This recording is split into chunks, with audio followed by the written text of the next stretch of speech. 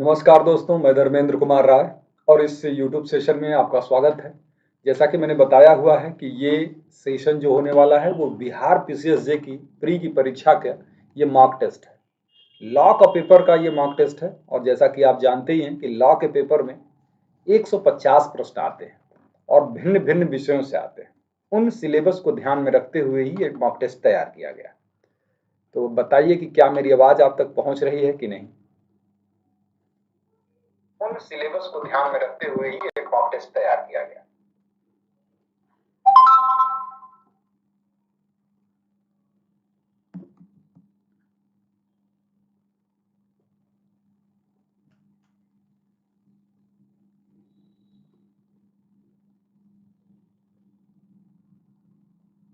मेरी आवाज जा रही है?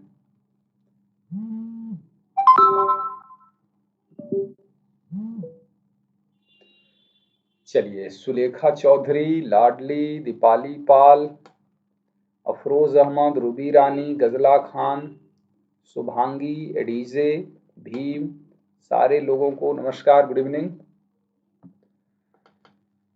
हाँ, तो शुरुआत करते हैं और शुरुआत करते हैं कि आज के क्वेश्चन में मैं बता दूं पुनः एक बार कि 150 प्रश्न कुल हैं और पूरे बिहार पीसीएसजे का जो सिलेबस है उस सिलेबस को ध्यान में रखते हुए सारे सब्जेक्ट को इसमें शामिल किया गया है और इस प्रकार आपको देखना है। और जो लोग शुरू में ही शामिल हो जा रहा है वो कैलकुलेट कर लेंगे तो ज्यादा बेहतर होगा कि 150 प्रश्न में से कितने प्रश्न वो सही कर पा रहे हैं।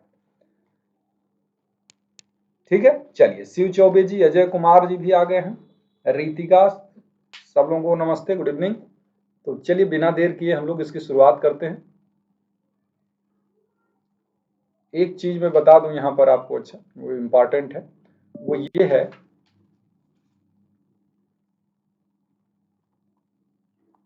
कि अनअकैडमी पर इस समय अगर अनअकैडमी का सब्सक्रिप्शन लिया जाए तो यानी कि 22 से लेकर 26 मई तक 20% डिस्काउंट चल रहा है फ्लैट, और प्लस 20% डिस्काउंट इसलिए हो जा रहा है क्योंकि ये 20% फीस जो है कल के बाद इंक्रीज हो जाने वाली है।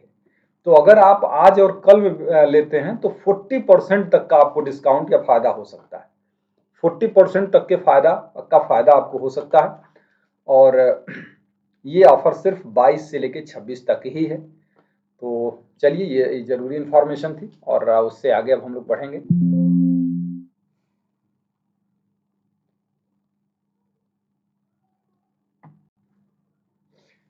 शुरू करते हैं तो आज का पहला प्रश्न ये है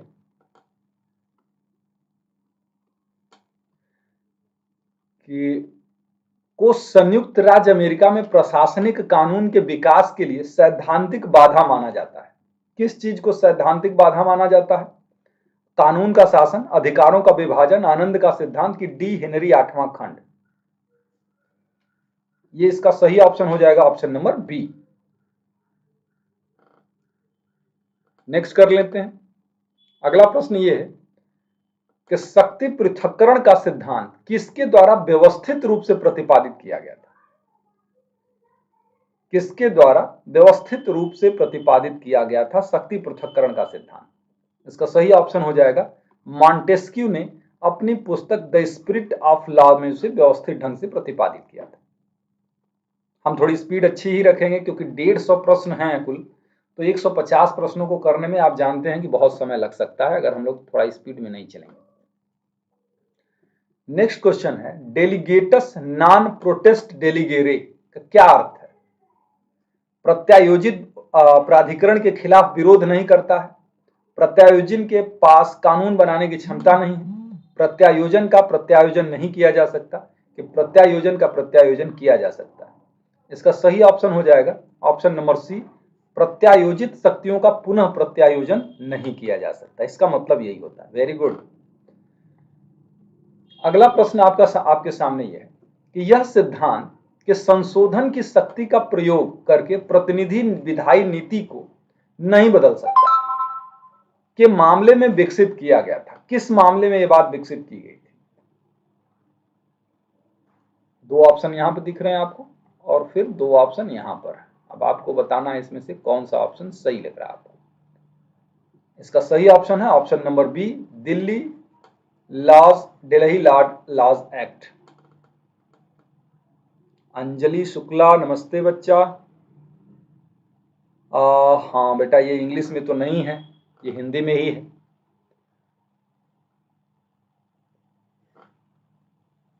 निम्नलिखित में से कौन सा वास्तविक अधिकारातीत के लिए आधार नहीं है? हालांकि इंग्लिश का भी मैं करा सकता हूं, हो सकता है कि कल परसों में इंग्लिश का ही मैं करा दूं। निम्नलिखित में से कौन सा वास्तविक अधिकारातीत के लिए आधार नहीं है? इसमें से ऑप्शन पढ़िए और सही ऑप्शन का चुनाव करिए। अच्छा, वीडियो क्लियर नहीं है, आप लोग अक्षर नहीं पढ़ पा रहे हैं? इसका सही ऑप्शन हो जाएगा ऑप्शन नंबर डी। थोड़ा नेटवर्क का प्रॉब्लम होगा आज।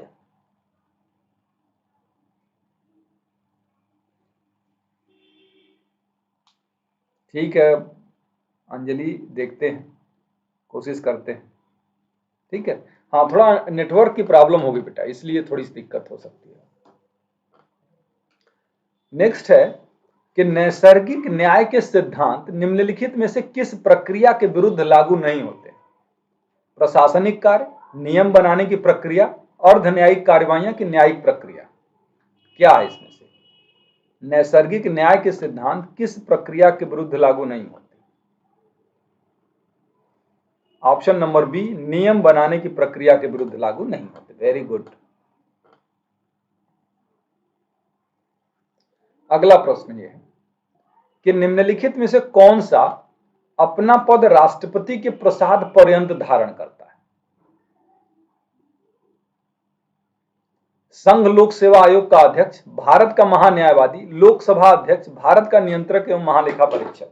देखो बेटा, इंग्लिश में इसको बोल तो सकते हैं, लेकिन वही बस टाइम लग जाएगा ज्यादा। राष्ट्रपति के प्लीजर पर कौन अपना ऑफिस होल्ड करता है? ये ऑप्शन नंबर बी हो जाएगा, attorney general of India. Section article 76 में इसके लिए प्रावधान है।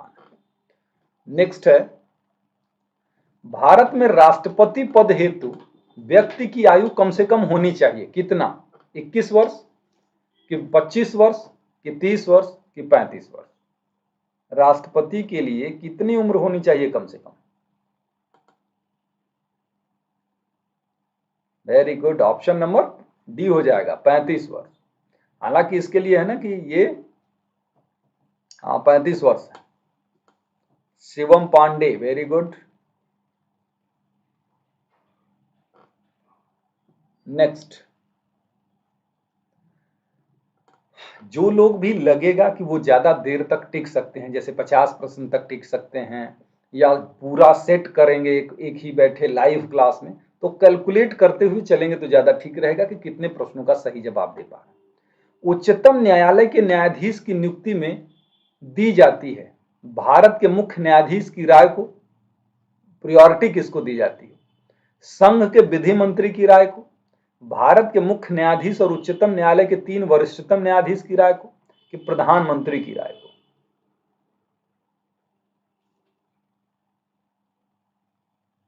किसकी राय को वरीयता दी जाती है? ऑप्शन नंबर ये।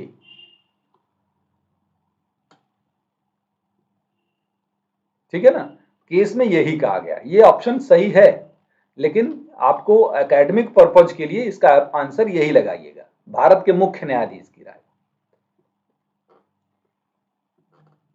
नेक्स्ट करते हैं कि सिविल मामलों में उच्च न्यायालय से अपील में उच्चतम न्यायालय की अपीलीय अधिकारिता सीमित है। सिविल मामलों में जो अपील जो होती है सुप्रीम कोर्ट में, उसमें अपीलीय अधिकारिता सीमित है विधि के सारवान प्रश्न, विधि के प्रश्न तक, कि तथ्य के प्रश्न कर, विधि और तथ्य के मिश्रित प्रश्न पर। इसका सही ऑप्शन है, गुड इवनिंग सेवा, इसका सही ऑप्शन है ऑप्शन नंबर ए, विधि के सारवान प्रश्न यानी सब्सटेंटिव क्वेश्चन ऑफ लॉ। और ये बात आपको आर्टिकल 133 में बताई गई। ठीक है ना? हाँ, नेक्स्ट कर लेते हैं निम्नलिखित में से किस अनुच्छेद के अंतर्गत भारत के राष्ट्रपति को आपातकाल की उद्घोषणा में मूल अधिकारों के प्रवर्तन को निलंबित करने का अधिकार है? 359 के अंतर्गत, 360 के अंतर्गत, 354 के अंतर्गत या फिर 353 के अंतर्गत? कौन सा आर्टिकल है इसमें से बताइए, मैं देख रहा हूं आपके कमेंट।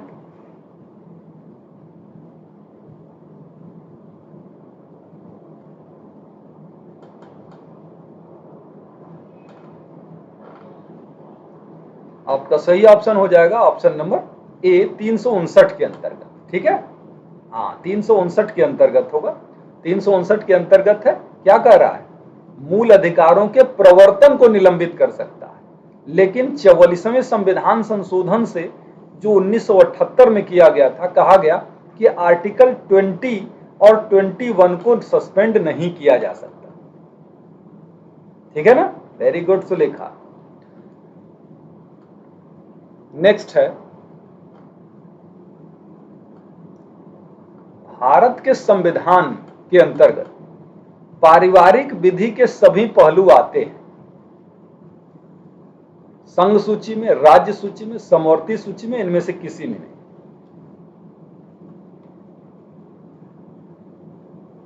पारिवारिक विधि के सभी पहलू किसमें आते हैं? ये आते हैं समवर्ती सूची के अंतर्गत, कॉन्करेंट लिस्ट में आते हैं। नेक्स्ट है, यदि संसद द्वारा बनाई गई विधि का राज्य क्षेत्रातीत प्रवर्तन होता है तो वह अविधिमान्य नहीं समझी जाएगी, अविधिमान्य समझी जाएगी, शक्तिवाह्य समझी जाएगी और संवैधानिक समझी जाएगी। राज्य क्षेत्रातीत प्रवर्तन होता है तो क्या होगा? इसका सही ऑप्शन हो जाएगा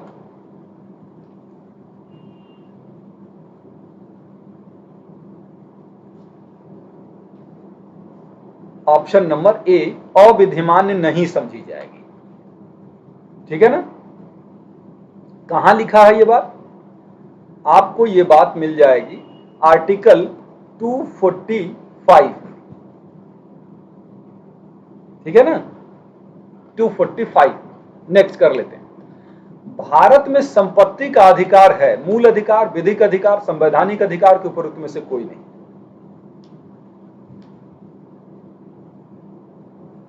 ऑप्शन नंबर बी है, लीगल राइट हो गया। पहले फंडामेंटल राइट हुआ करता था, लेकिन 44वें संविधान संशोधन 1978 से इसे आर्टिकल 300A के अंतर्गत एक लीगल राइट बना दिया गया।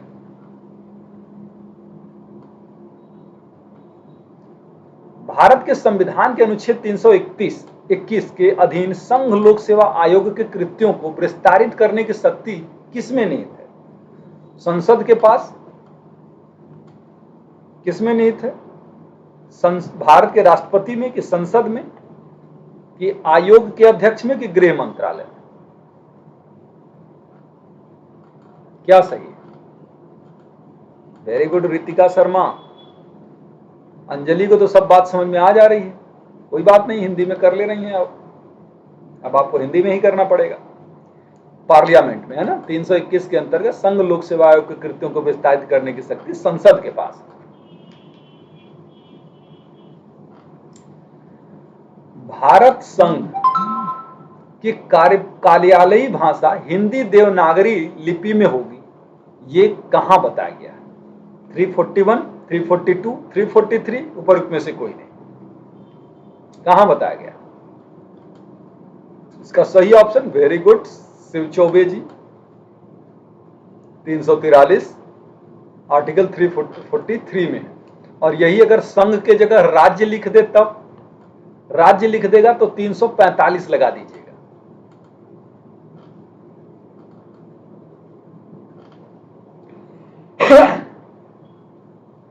निम्नलिखित में से कौन सा युग्म सही सुमेलित है? बंदी प्रत्यक्षकरण की रिट केवल राज्य को जारी होती है, परमादेश की रिट लोक सेवक को जारी होती है, अधिकार परीक्षा रिट अधीनस्थ न्यायालयों को जारी होती है, प्रतिषेध रिट प्राइवेट व्यक्तियों को जारी होती है। इसमें से सही स्टेटमेंट क्या है? बहुत बढ़िया, बहुत बढ़िया, ऑप्शन नंबर बी हो जाएगा। परमादेश रिट लोक सेवक के विरुद्ध जारी की जाती है। बेटा नेटवर्क समस्या होगी। हाँ सुलेखा देखो कितना चीजें मैनेज करती है लड़की, प्रश्नों का जवाब देना इधर भी, उसके साथ एक्सप्लेनेशन भी बताना, उसके साथ अगर किसी की टेक्निकल प्रॉब्लम हो तो उसको भी बताना। Very good. अच्छा मेरे यहां से आवाज की कोई डिस्टरबेंस तो नहीं है ना, किसी चीज की डिस्टरबेंस वाली आवाज तो नहीं जा रही है, ठीक है।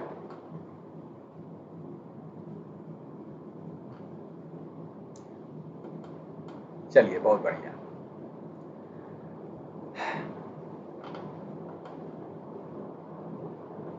कथन जो प्रत्यक्षतः नहीं किया जा सकता,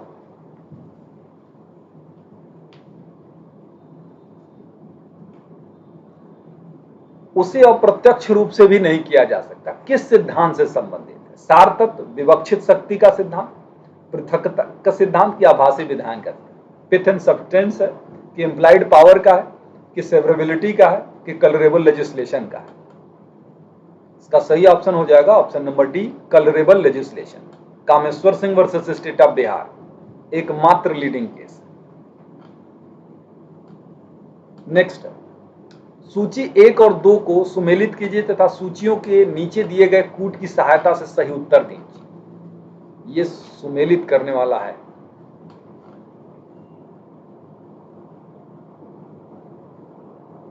सुमेलित करने वाला है, इसको सुमेलित करिए।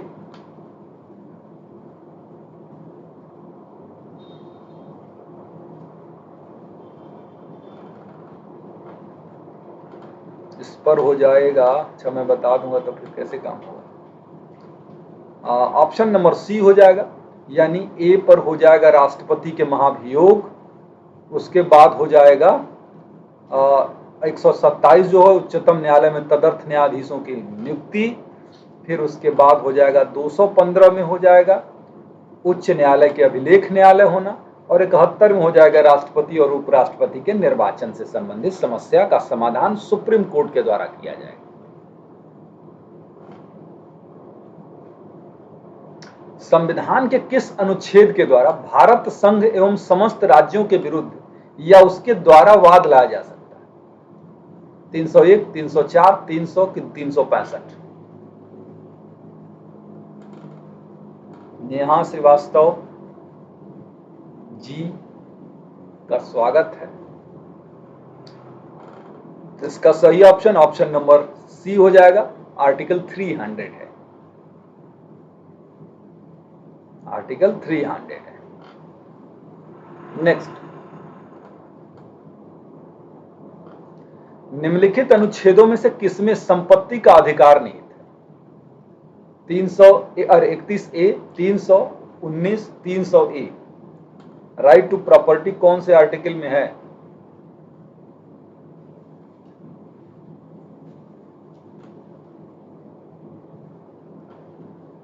तो कहते हैं option number D 300A। Just अभी बात हुई थी इस बात पर। अच्छा, जम्मू कश्मीर राज्य का संविधान कब अस्तित्व में आया था? 26 जनवरी 54, 57, 58, 50? ये आया था ऑप्शन नंबर बी 26 जनवरी 1957 को जम्मू कश्मीर का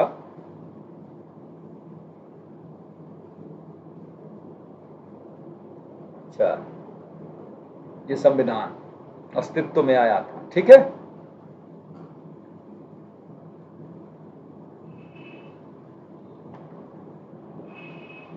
ज्यादा जूम करने पे दिक्कत हो जा रही है, जैसे हर क्वेश्चन में सेटिंग करना पड़ जा रहा है। भारतीय संविधान में कितने अनुच्छेद हैं? 365, 379, 394 कि 395? बड़ी कठिन सवाल हो गया आप लोगों के लिए, हमको लगता है। Very good, option number D हो जाएगा 395 अनुच्छेद, मूलतः 395 अनुच्छेद ही।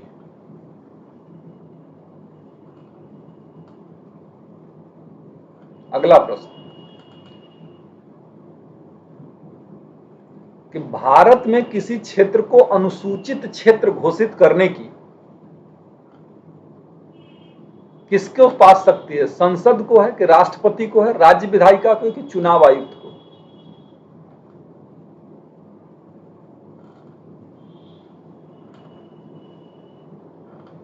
इसका सही ऑप्शन हो जाएगा ऑप्शन नंबर ए।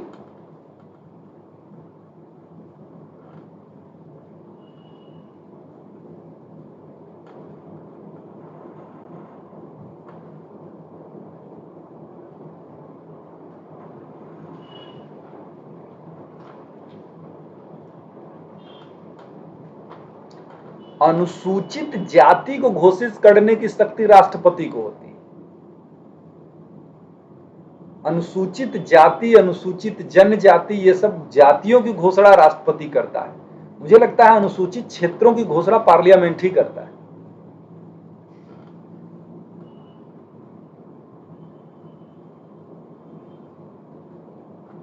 नेक्स्ट है कि निम्न में से कौन समवर्ती सूची में शामिल है।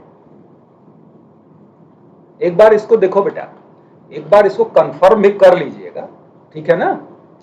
हाँ, एक बार इसको कंफर्म कर लीजिएगा। जो डाउट वाले प्रश्न है, ऐसा नहीं है कि उसको कंफर्म मत करिएगा, और जिसमें मैं कहूं कि नहीं 100% यही है, तब उसको खोजने की जरूरत नहीं है, ठीक है। चलिए, निम्न में से कौन समवर्ती सूची में शामिल है। कृषि है, शिक्षा है, मछली उद्योग है, पुलिस है।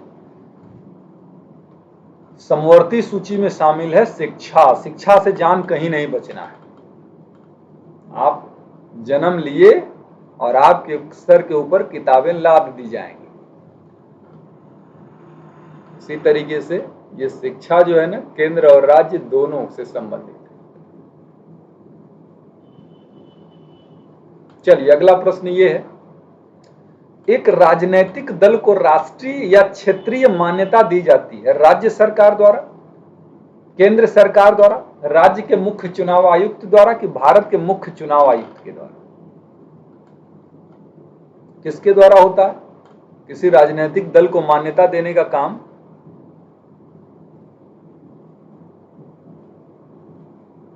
ऑप्शन नंबर डी में है, भारत के चुनाव आयुक्त के द्वारा किया जाता है।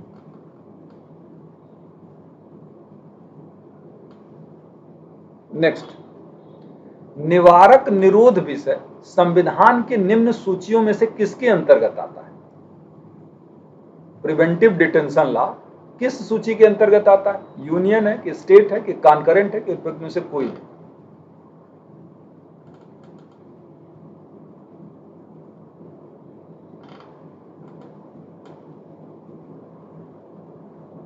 इसका ऑप्शन हो जाएगा ऑप्शन नंबर सी, समवर्ती सूची। अगला प्रश्न कि भारतीय संविधान में वर्तमान में कितनी अनुसूचियां? 9, 10, 11, 12। भारतीय संविधान में वर्तमान में कितनी अनुसूचियां हैं?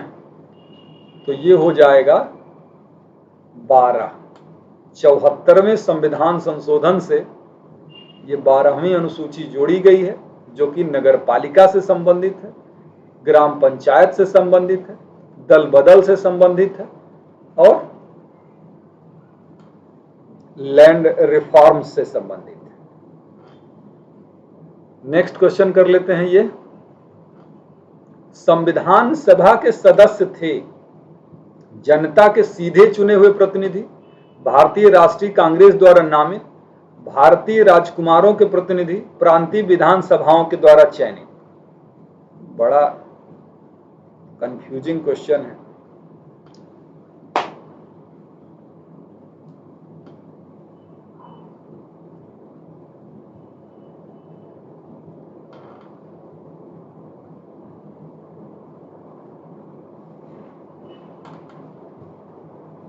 प्रांतीय विधानसभाओं द्वारा चयनित, ऑप्शन नंबर डी।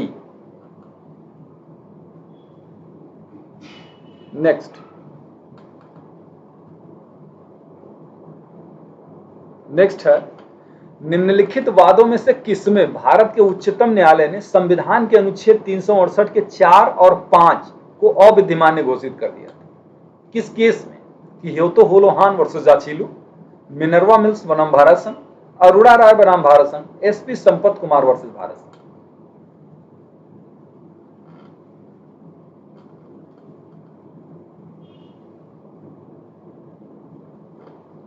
इसका सही ऑप्शन हो जाएगा option number B, Minerva Mills versus Union of India. ये 1980 में आई थी और इसी में जो ये 4 और 5 था कि उसका रिव्यू नहीं हो सकता, किसी भी आधार पर चुनौती नहीं दी जा सकती, ये चीज कहा कि असंवैधानिक है, संविधान के मूलभूत ढांचे को डिस्टर्ब करता है।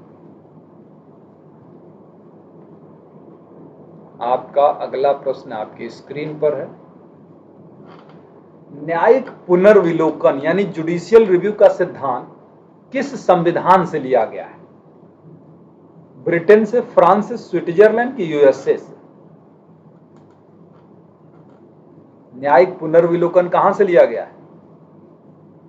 सही ऑप्शन है यूएसए से लिया गया है।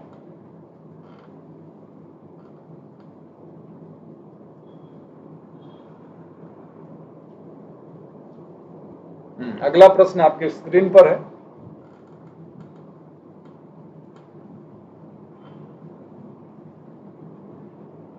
हाँ, 11वां 73वें से है और 12वां जो है 74वां संविधान से। हाँ। यह है कि निम्नलिखित वादों में से किस वाद में उच्चतम न्यायालय ने विनिश्चित किया है कि कोई व्यक्ति जिसके 2 से अधिक जीवित बच्चे हों वह पंचायतों के अंतर्गत किसी विनिर्दिष्ट पद पर कार्य नहीं कर सकता? ये तो बहुत आसान प्रश्न हो गया, बहुत बार रिपीट किया गया है ये। ऑप्शन नंबर ए हो जाएगा, Javed versus state of Haryana.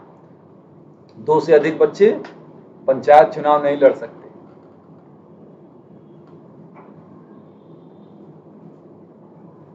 Bharat के सर्वोच्च न्यायालय ने निम्नलिखित में से किस वाद में लैंगिक उत्पीड़न को मानवाधिकार अतिक्रमण के रूप में भी निर्धारित किया?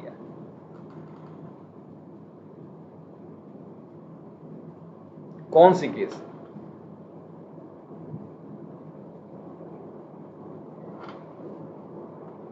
ऑप्शन नंबर ए हो जाएगा, Vishakha versus state of Rajasthan.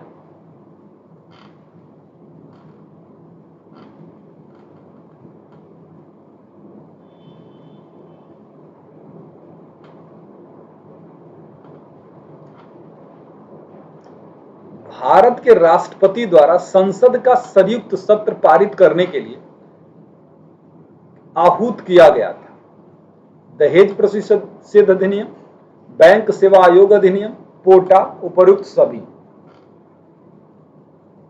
इसका सही ऑप्शन क्या हो जाएगा? इसका सही ऑप्शन है उपयुक्त सभी, सभी मामलों में किया गया था। और संयुक्त सत्र बुलाया कौन से आर्टिकल के अंतर्गत जाता है? 108 के अंतर्गत ऑर्डिनरी बिल में बुलाया जाता है। तो ऑर्डिनरी बिल में ये 2-3 बार 4 बार बुलाया गया है।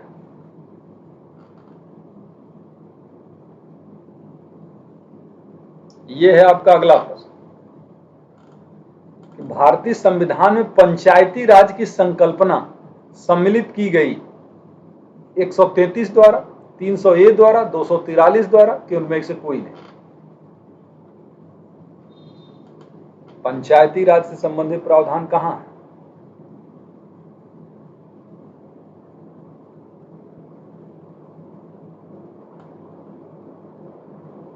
हाँ, very good, 8O, option number C, 243 के अंतर्गत। मुझे दिखाई नहीं दे रहा है सर, आपके वॉइस सुन के आंसर बोल रहे हैं। चलो बहुत बढ़िया, इसीलिए तो मैं पढ़ दे रहा हूँ कि कुछ ब्लर वगैरह हो तो काम चल जाए। लेकिन यह है कि कुछ प्रश्नों को मैं देख रहा हूँ, आप लोग कर रहे हैं जूम करिए, वो जूम करने लायक रह नहीं रहा। अब इसको मैं कहाँ जो, अब इस मैक्सिमम है, इसको मैं जूम कैसे करूंगा? उतना स्पेस उसने पहले ही ले रखा है। वित्त आयोग के अध्यक्ष सहित सदस्यों की संख्या कितनी होती है? 4, 5, 3, 4, 3, 5, 4, 7। वित्त आयोग के अध्यक्ष सहित सदस्यों की कुल सदस्य कितना है? इसका सही ऑप्शन हो जाएगा ऑप्शन नंबर बी, 4 + 1 रहते हैं ना।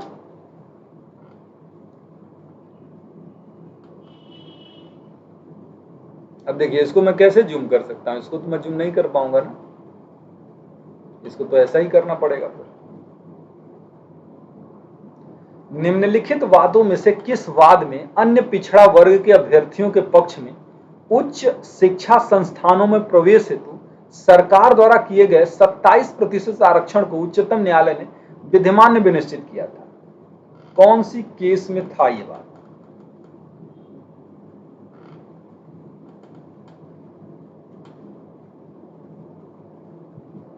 इसका सही ऑप्शन हो जाएगा ऑप्शन नंबर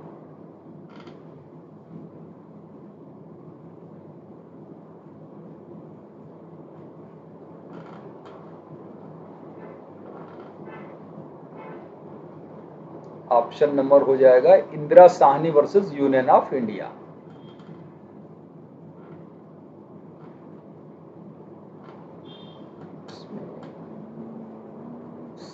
विधिमान्य विनिश्चित अशोक कुमार ठाकुर में किया गया था, लेकिन अशोक कुमार ठाकुर में ये बात नहीं कही गई थी, समझे ना?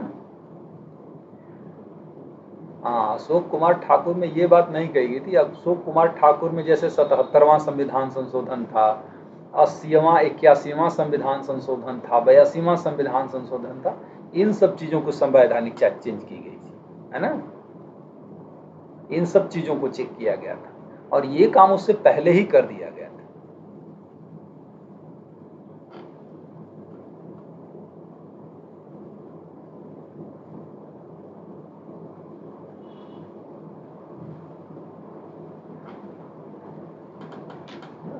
ये जो है ना, मंडल कमीशन की जब रिपोर्ट आई थी तो मंडल कमीशन की रिपोर्ट को ही चैलेंज किया गया था ना इंदिरा साहनी के केस में।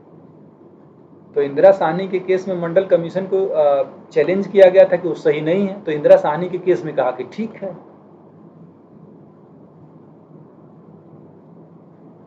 ठीक है,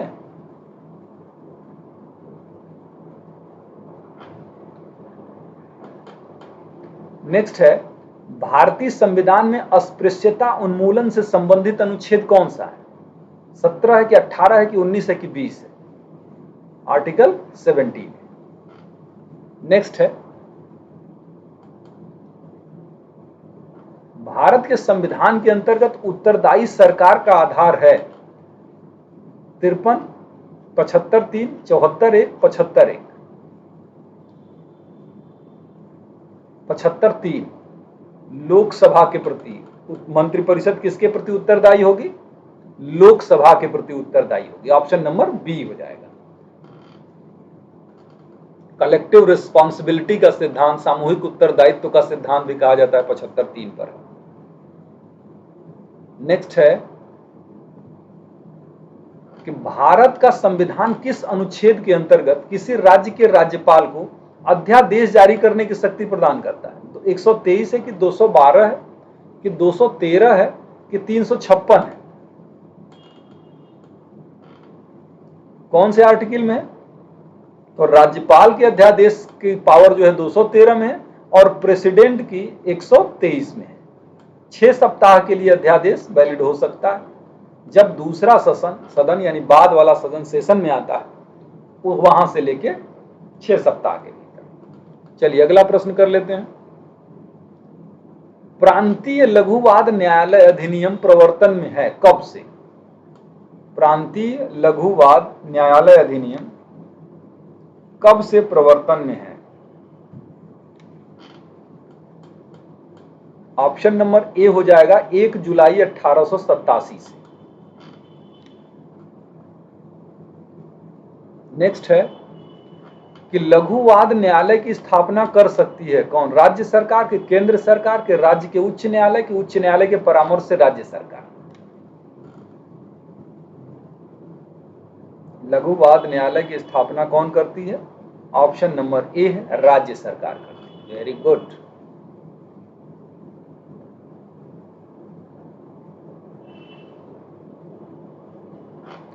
दंड प्रक्रिया संहिता संशोधन अधिनियम 2005 का 25वां को राष्ट्रपति का अनुमोदन कब प्राप्त हुआ? दंड प्रक्रिया संविधान संशोधन अधिनियम 2005 को राष्ट्रपति का अनुमोदन कब प्राप्त हुआ? इसका सही ऑप्शन हो जाएगा ऑप्शन नंबर बी, 23 जून 2005 को।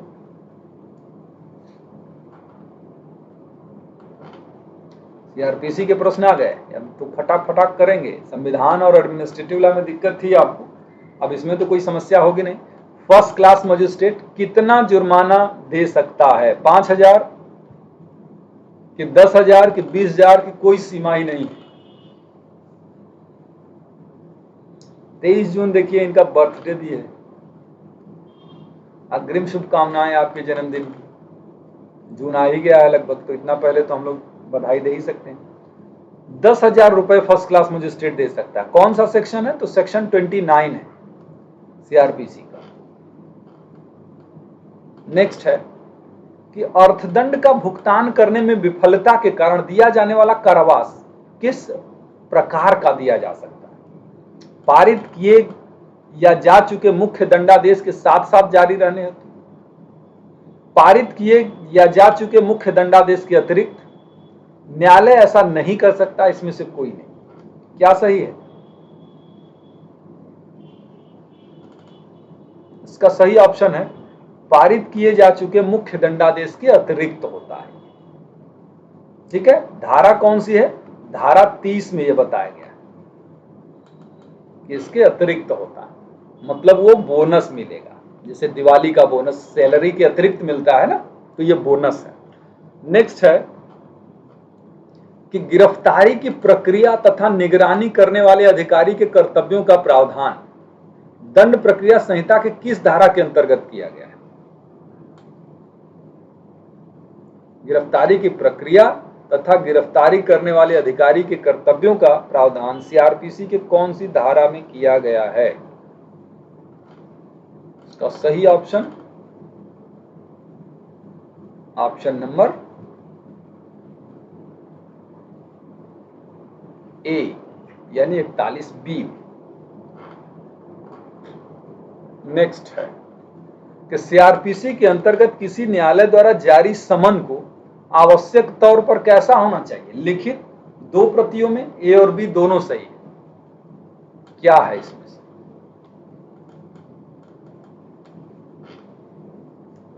अच्छा, एक ऑप्शन रह गया है। 2 प्रतियों में लिखित तथा न्यायालय के पीठासीन अधिकारी द्वारा हस्ताक्षरित एवं न्यायालय की मुहर युक्त होनी चाहिए। अब तो इसमें बताना ही नहीं है कौन सा सही होगा। सबसे बड़ा वाला ऑप्शन सबसे ज्यादा सही होने की संभावना। हाँ, लिखित होगा, पीठासीन अधिकारी द्वारा हस्ताक्षर होगा, न्यायालय की मुहर भी लगी।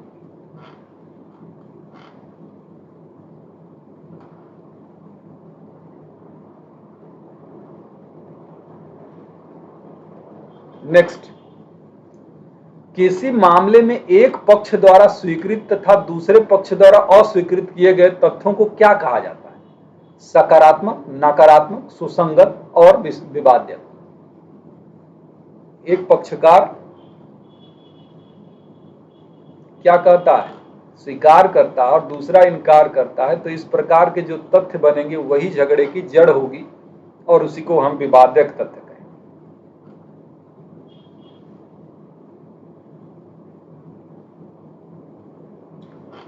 साक्ष्य अधिनियम की धारा 27 लागू होती है जब सूचना देने वाला व्यक्ति अभियुक्त हो किंतु पुलिस अभिरक्षा में न हो, जब सूचने वाला व्यक्ति अभियुक्त हो और पुलिस अभिरक्षा में हो, जब सूचना देने वाला व्यक्ति पुलिस अभिरक्षा में हो किंतु अभियुक्त न हो, जब सूचना देने वाला व्यक्ति न तो अभियुक्त हो न ही पुलिस अभिरक्षा में हो। इसमें से कौन सा ऑप्शन आपको सही लग रहा है? तो सही ऑप्शन ऑप्शन नंबर बी हो जाएगा, अभियुक्त हो और पुलिस अभिरक्षा में, तब धारा 27 लागू होती है। मोहम्मद इनायतुल्लाह, देवमन उपाध्याय, काठी कालू, बहुत सारी केसेस हैं इस पर। अभिरक्षा में रहने वाले अभियुक्त का संस्वीकृति बयान कब ग्राह्य होता है? यह स्वयं उसके द्वारा किए गए अपराध से संबंधित हो, जब यह मात्र सह अभियुक्त के द्वारा किए गए अपराध से संबंधित हो, जब इससे कोई तथ्य प्राप्त होता है, जब यह अपराध की तैयारी से संबंधित हो। बताइए।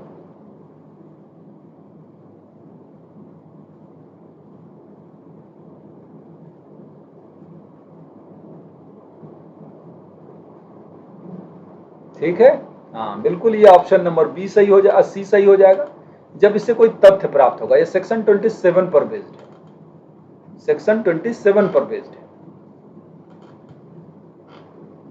क्योंकि पुलिस कस्टडी में कोई स्टेटमेंट नहीं रिलेवेंट होगा 27 के अलावा। मृत्युकालिक कथन का प्रारूप, मृत्युकालिक कथन का प्रारूप महत्वहीन होता है कि महत्वपूर्ण होता है कि केवल लिखित में होना आवश्यक है, मौखिक तौर पर बोला गया होना आवश्यक है।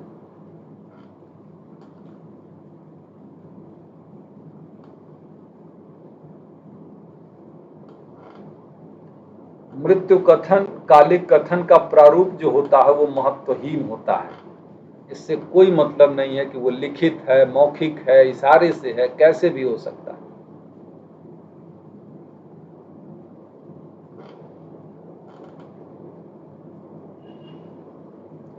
साक्ष्य की ग्राह्यता से संबंधित आवश्यकता का नियम भारतीय साक्ष्य अधिनियम की किस धारा में निहित है? 31 में, 32 में, 62 में कि 63 में? आवश्यकता का नियम, रूल ऑफ नेसेसिटी। बताइए, लाडली, गजला, सुलेखा, रीतिका, गजला, ये बताइए। अजय, सेक्शन नंबर 32 में, सेक्शन नंबर 32 में। नेक्स्ट है कि भारतीय साक्ष्य अधिनियम की धारा 101 के अंतर्गत सबूत का भार विचारण के आगे बढ़ने के साथ स्थानांतरित होता रहता है, कभी स्थानांतरित नहीं होता। स्थानांतरित हो सकता है, ए और सी दोनों हो। क्या सही?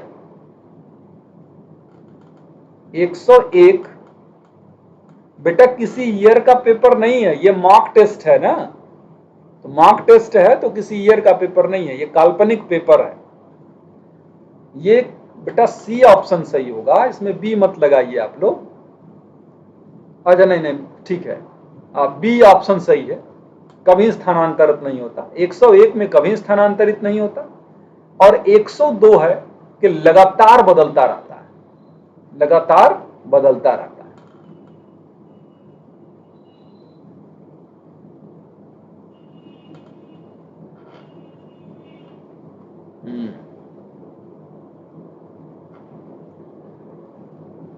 धन के संदाय के लिए डिक्री पारित किए जाने के पश्चात न्यायालय निर्णीत ऋणी के आवेदन पर उभय पक्षों के साक्ष्य अभिलिखित किए बिना, उभय पक्षों को शपथ पत्र लिए बिना, निर्णीत ऋणी की आर्थिक स्थिति के संबंध में प्रमाण के बिना, डिक्री दार की सहमति के बिना डिक्री रकम का संदाय किस्तों में निर्देश दिए जाने का निर्देश नहीं देगा।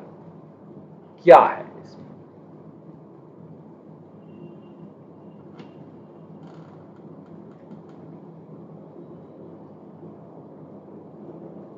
ऑप्शन नंबर डी हो जाएगा कि पृथक निर्णीत ऋणी के आवेदन पर डिक्रीदार की सहमति के बिना डिक्री का रकम संदाय किस्तों में किए जाने का आदेश नहीं देगा। ऑप्शन नंबर डी सही हो जाएगा।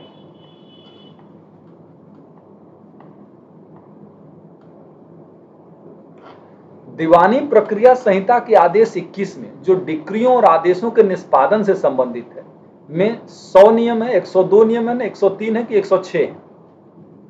बिल्कुल, ये आप सब जानते हैं, ऑर्डर नंबर 21 में 106 रूल है। निम्नलिखित में से कौन सा दीवानी प्रक्रिया संहिता का प्रावधान कुर्क की गई संपत्ति के दावों और आपत्तियों के न्याय निर्णय की बात करता है? कुर्क की गई संपत्ति के दावों और आपत्तियों के संबंध में बात करता है। ये हो जाएगा ऑप्शन नंबर बी, यानी ऑर्डर नंबर 21 का रूल नंबर 58।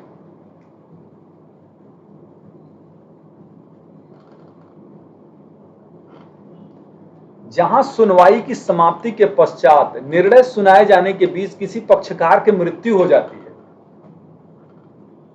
वाद का उपशमन हो जाएगा, वाद का उपशमन नहीं होगा, वाद हेतु बचा हो तो उपशमन नहीं होगा। न्यायालय के विवेक पर निर्भर होगा कि वाद उपशमित होगा या नहीं।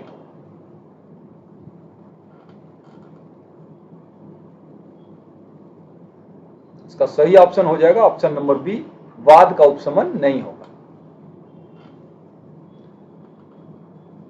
जब निर्णय की सुनवाई की समाप्ति हो चुकी है तो निर्णय सुनाए जाने के बीच किसी पक्षकार की मृत्यु हो जाती है तो वाद का उपशमन नहीं होता है, वहां उसके विधिक प्रतिनिधियों के सर पर लाद दिया जाता है। और ये बात सेक्शन 50 में भी मिल जाएगी आपको।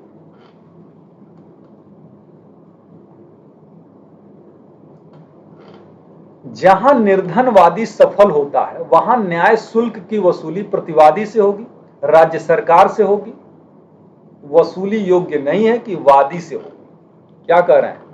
जहां वादी निर्धनवादी सफल होता है वहां न्याय शुल्क की वसूली किससे की जाएगी?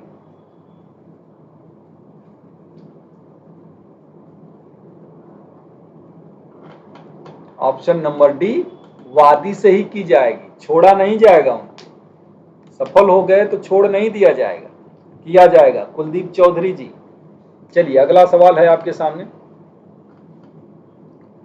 आदेश का पर्यवसान से तात्पर्य है माध्यस्थम करार की समाप्ति, उस प्राधिकार की समाप्ति जिसके तहत माध्यस्थम अधिकरण विवाद पर विचारण करने हेतु निर्देश हुआ। ए और बी दोनों उपयुक्त सभी। आदेश का पर्यवसान, ये ऑप्शन नंबर सी हो जाएगा, ए और बी दोनों।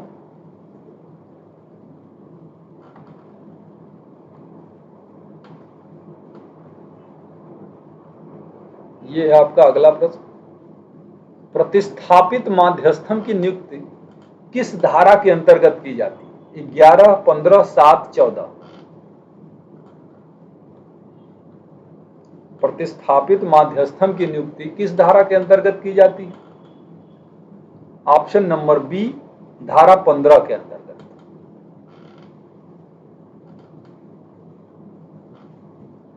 नेक्स्ट है, वे वचन जो एक दूसरे के लिए प्रतिफल या प्रतिफल का भाग हों कहलाते हैं?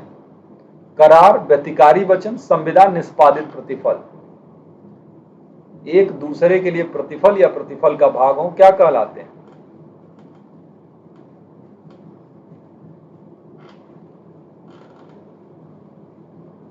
का सही ऑप्शन है ऑप्शन नंबर बी, व्यतिकारी वचन।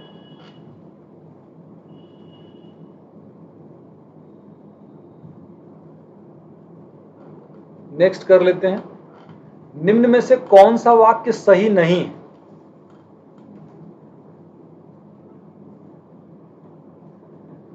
मौखिक स्वीकृति ही वैध स्वीकृति है। स्वीकृति लिखित में होनी चाहिए, संसूचित होनी चाहिए, विहित रीति में होनी चाहिए। इसमें से कौन सा सही नहीं है पूछ रहा है ना। इसका सही ऑप्शन क्या हो जाएगा? ऑप्शन नंबर ए हो जाएगा, मौखिक स्वीकृति ही वैध स्वीकृति। ये बात गलत है। मौखिक स्वीकृति ही, हाँ स्वीकृति है। अरे नहीं यार, ये तो बी भी गलत है। मौखिक स्वीकृति ही वैध स्वीकृति है, ये भी गलत है। स्वीकृति लिखित में होनी चाहिए, ये भी गलत है। समझे ना? हाँ, दोनों बातें गलत हैं। हालांकि ज्यादा गलत ए है। क्यों ये गलत है? क्योंकि मौखिक स्वीकृति ही वैध स्वीकृति है और कोई स्वीकृति वैध हो ही नहीं सकती। हाँ, ये थोड़ा ज्यादा गलत है।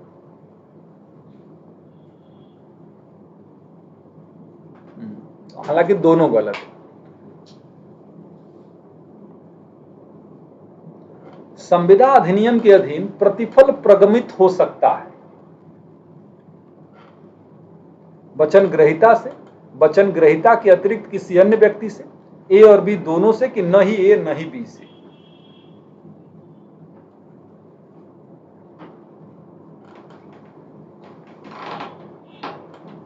ऑप्शन नंबर सी हो जाएगा, वचन ग्रहीता या कोई अन्य व्यक्ति। परिभाषा कहां है? 2D। प्रतिफल वचनदाता की वांछा पर वचन ग्रहीता या कोई अन्य व्यक्ति भी हो सकता है। चलिए अगला प्रश्न है आपके सामने।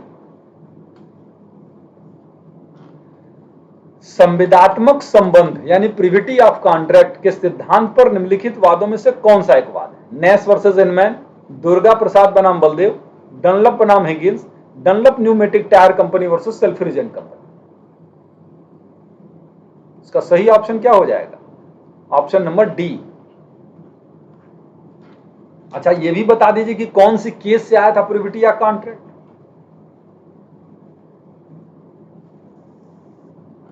प्रिविटी ऑफ कॉन्ट्रैक्ट कौन से केस से आया था?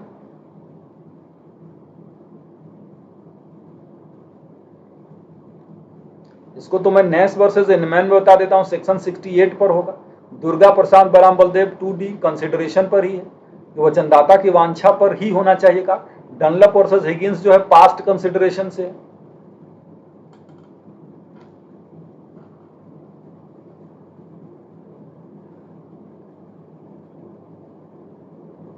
ये बेटा जो मैंने पूछा था अभी आप लोगों ने जवाब नहीं दिया, ट्वीडल वर्सेस एटकिंसन के केस से आया था ये संविदात्मक संबंध का सिद्धांत जो है, ट्वीडल वर्सेस एटकिंसन की केस। नेक्स्ट है, भूतकालीन प्रतिफल वैध है इंग्लैंड में, भारत में, भारत और इंग्लैंड दोनों में, इनमें से कोई नहीं। ये भूतकालीन प्रतिफल केवल भारत में वैध है, इंग्लैंड में नहीं है, क्योंकि डनलप वर्सेस हिगिंस की जो अभी आपने केस देखी थी उसमें डनलप वर्सेस हिगिंस के केस में यही बताया गया था कि इंग्लैंड में भूतकालीन प्रतिफल मान्य नहीं है, भारत में तो है। 2D भी कहता है, 25(2) भी कहता है। होचेस्टर वर्सेस डीलाटूर की केस संबंधित है कौन से टॉपिक से? होचेस्टर वर्सेस डीलाटूर, प्रतिफल, पूर्वकालिक संविदा भंग, संविदा कल्प, बाजी करार। होचेस्टर वर्सेस डीलाटूर, सही ऑप्शन पूर्वकालिक संविदा भंग से, anticipatory breach of contract, section 39 है।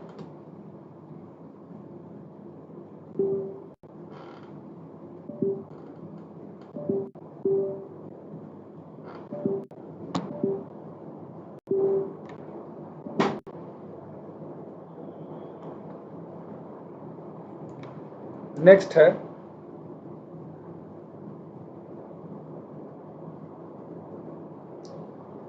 अ ब को वचन देता है कि एक निश्चित दिन सामान पहुंचा देगा यदि ब धन देगा, अ उस दिन से पूर्व मर जाता है, संविदा शून्य हो जाती है, असंभव हो जाती है यदि यह संविदा अ के प्रतिनिधि के विरुद्ध लागू होने योग्य है, अ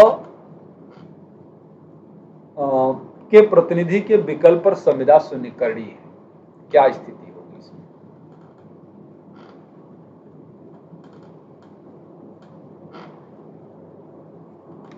ये ऐसा कॉन्ट्रैक्ट है जो अ के प्रतिनिधि के विरुद्ध लागू होने योग्य है, सेक्शन 40 और सेक्शन 37। नेक्स्ट, संविदा कल्प आबद्धताएं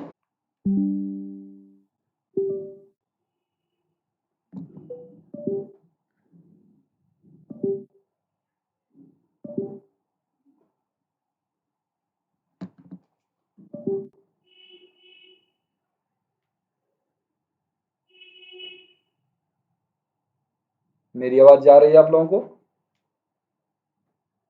मेरी आवाज जा रही है? अब ठीक है, चलिए।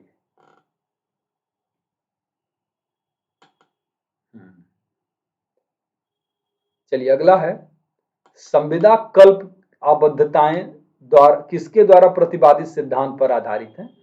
Lord right, Sumner, एंसन, मेंसफील्ड। तो इसका सही ऑप्शन हो जाएगा ऑप्शन नंबर डी हो जाएगा, लॉर्ड मेंसफील्ड। कौन से केस में आया था? मोसेस वर्सेस मैफरलान के केस में, मोसेस वर्सेस मैफरलान के केस में यह सिद्धांत आया था लॉर्ड मेंसफील्ड के द्वारा। और संविदा कल्प से संबंधित प्रावधान कॉन्ट्रैक्ट में 68 से लेकर 72 तक बताए गए। संविदा कल्प दायित्व भारतीय संविदा अधिनियम की कौन सी धाराओं में है? कौन सी धाराओं में है? ये आ जाएगा, अभी जस्ट हम लोगों की चर्चा हुई थी, 68 से 72 में। भारतीय संविदा अधिनियम की कौन सी धारा संविदा करने में अक्षम व्यक्ति को प्रदान की गई आवश्यक वस्तुओं के लिए दायित्व का प्रावधान किया गया है? 11 में कि 68 में कि 25(1) में कि 69 में? कौन सी धारा में है? आवश्यक वस्तुओं का प्रावधान जो है ये 68 में है, और ये इस पर नेस वर्सेस इनमैन की केस अभी आप लोगों ने देखी थी, नेस वर्सेस इनमैन, और चैपल वर्सेस कूपर की केस भी होगी आपको, नेस वर्सेस इनमैन और चैपल वर्सेस कूपर की केस। नेक्स्ट आपका ये है प्रश्न, घबराइएगा नहीं, अगर पिक्चर ब्लर हो रहा है ना तो 2-3 क्वेश्चन के बाद वो सही हो जाएगा, क्योंकि नेटवर्क थोड़ा सा, हाँ नेटवर्क थोड़ा सा कमजोर होगा इस समय, क्योंकि वाईफाई का कनेक्शन टूट गया है, तो ये मोबाइल के नेटवर्क से मैं चला रहा हूँ। निम्नलिखित में से कौन सा सही है? सीमित हितधारी व्यक्ति के विरुद्ध व्यक्ति के द्वारा उस हित की सीमा तक गिरवी विधिपूर्ण है। शून्यकरणीय संविदा के अंतर्गत किसी व्यक्ति द्वारा की गई गिरवी विधिपूर्ण है। वाणिज्यिक अभिकर्ता के द्वारा की गई गिरवी विधिपूर्ण है। स्वामी की अनुपस्थिति में नौकर द्वारा की गई गिरवी की जा सकती है। इसमें से कौन सा स्टेटमेंट सही है?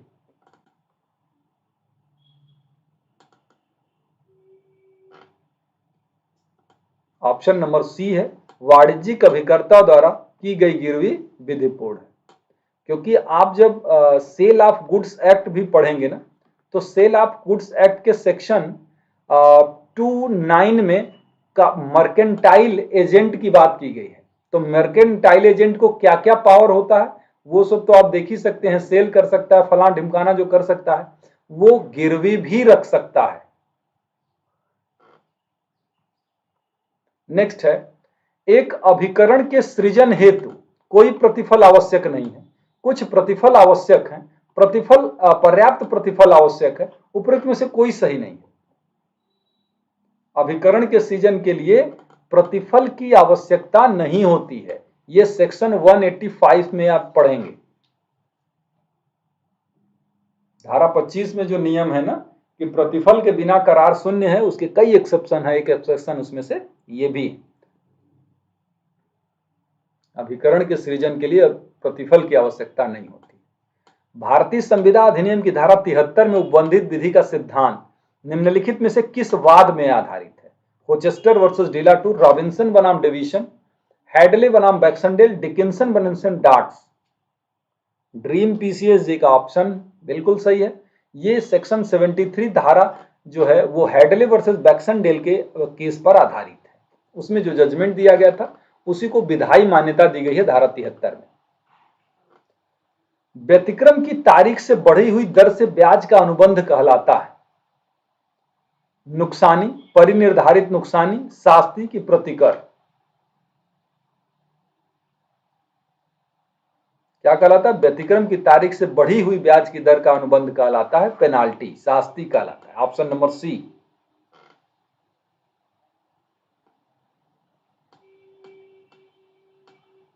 आपका अगला प्रश्न ये हो जाना कि उपेक्षा को सदोष असावधानी के रूप में परिभाषित किया था किसने? सेवनी, ऑस्टिन, सामंड, विनफील्ड। सदोष असावधानी के रूप में किसने परिभाषित किया था? तो ऑप्शन नंबर डी हो जाएगा, विनफील्ड के द्वारा किया गया था। नेक्स्ट है, अपकृत्य का अर्थ है एक दोष, एक विधिक दोष, एक विधिक सिविल दोष कि ये सभी?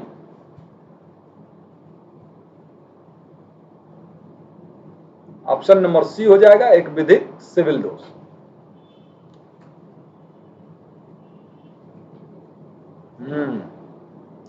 नेक्स्ट है कि अपकृत्य किसी व्यक्ति के अधिकार का अतिक्रमण है जो क्षतिग्रस्त व्यक्ति द्वारा लाए गए वाद पर प्रतिकर का अधिकार देता है। यह कथन है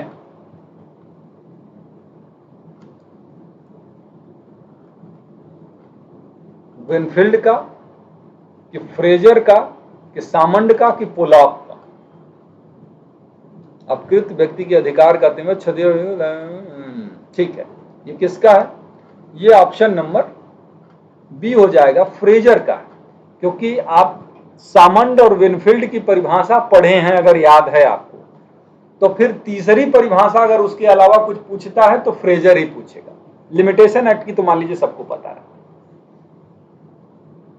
तो अगर नहीं भी पता है फ्रेजर का ना, तो आप लगाइए, तुक्का सही हो जाएगा।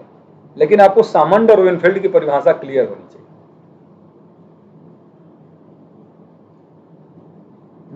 चलें, यूबी जस ईबी रेमेडियम अर्थात प्रत्येक विधि उपचार प्रदान करती है, बिना उपचार के कोई दोष नहीं है, यदि विधि ऐसी हो जिससे उपचार मिल सकता हो, जहां अधिकार है वहां उपचार है। यूबी जसीबी रेमेडियम का क्या मतलब है?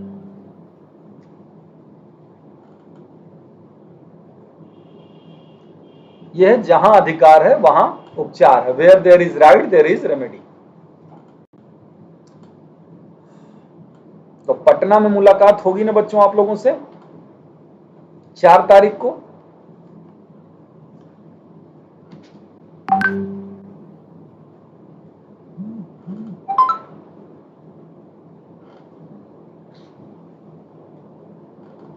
विचार मेरा है पटना में चलने का। अब थोड़ा सा ये अभी बन नहीं पा रहा है कि आखिर मुलाकात होगी कहां।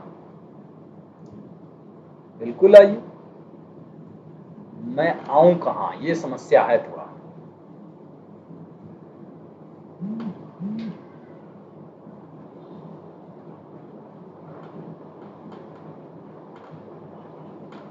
बिल्कुल बिल्कुल बिल्कुल। अब क्या वैसे इमोशनल बातें ना बोला करिए। साधारणतया अनुचित हेतु अपकृत विधि में विसंगत होता है। यह सिद्धांत जिस प्रसिद्ध वाद में अभिकथित किया गया था वह वाद था क्रस्टी बनाम डेवी, एलन बनाम Flood, Hollywood Silver Fox Farm Limited versus Emmett, Bradford Corporation versus pickles.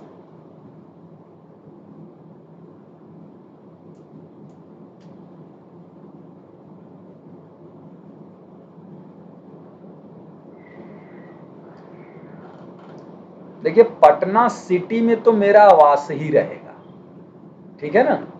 तो जिन लोगों का सेंटर पटना सिटी के तरफ रहेगा, राजेंद्र नगर के तरफ रहेगा, उस क्षेत्र में रहेगा, एनआईटी के तरफ रहेगा, उन लोगों को तो मुलाकात करना बहुत आसान रहेगा।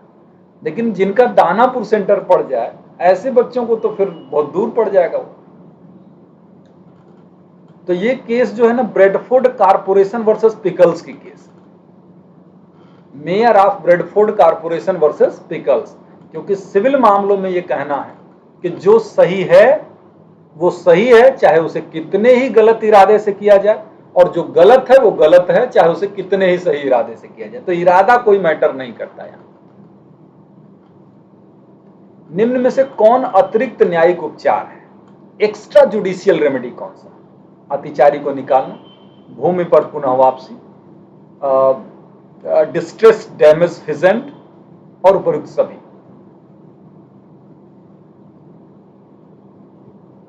ऑप्शन नंबर डी हो जाएगा, सब है। एक्स्ट्रा जुडिशियल रेमेडी का मतलब है जिसके लिए न्यायालय जाने की जरूरत नहीं है आपको।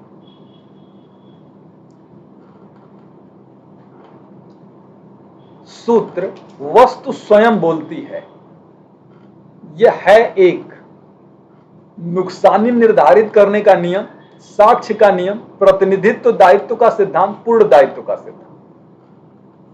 क्या है? सूत्र वस्तु स्वयं बोलती है, किसका नियम है ये?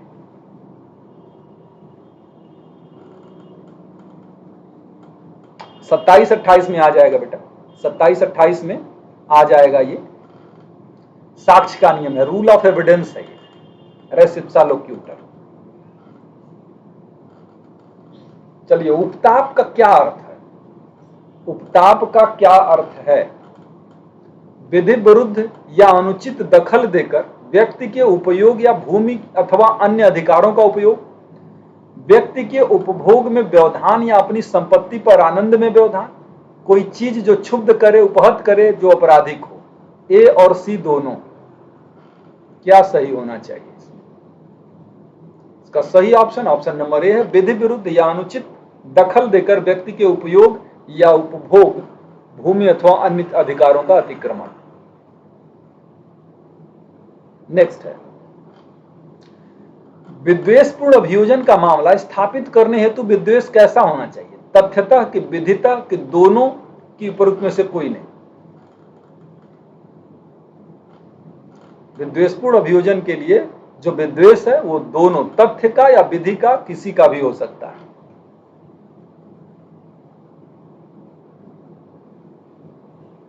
श्वेता दीदी का कमेंट यार मैं देख नहीं पाया रहा हूं। श्वेता तो मुझे दिखी ही नहीं। श्वेता कमेंट में कैसे देख रहा? नहीं दिख रहा मुझे कमेंट।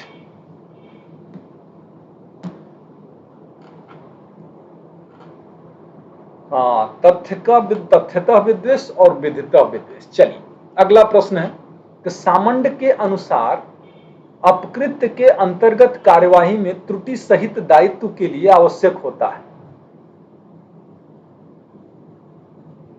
दोषपूर्ण आशय मात्र, सदोष उपेक्षा मात्र, ए और बी दोनों उपयुक्त में से कोई नहीं।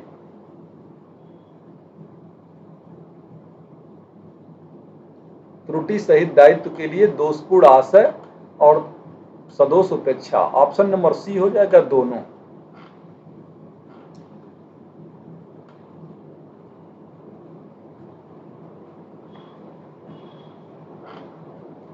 निम्नलिखित में से कौन अपकृत्य की आवश्यक शर्त नहीं है? दोषपूर्ण कार्य या चूक, कार्य का हेतु, विधिक क्षति, नुकसानी का विधिक अधिकार। कौन अपकृत्य की आवश्यक शर्त नहीं है? ऑप्शन नंबर बी हो जाएगा, कार्य का हेतु। ठीक है, विधिक क्षति तो होनी ही चाहिए, ये नहीं है पूछ रहा ना, तो विधिक क्षति तो होना ही चाहिए, कार्य का हेतु से मतलब नहीं। नेक्स्ट है, पिजन होल थियरी का सिद्धांत किसने दिया था? सामंड, ऑस्टिन, क्लार्क एवं लिंडसेल, विनफील्ड।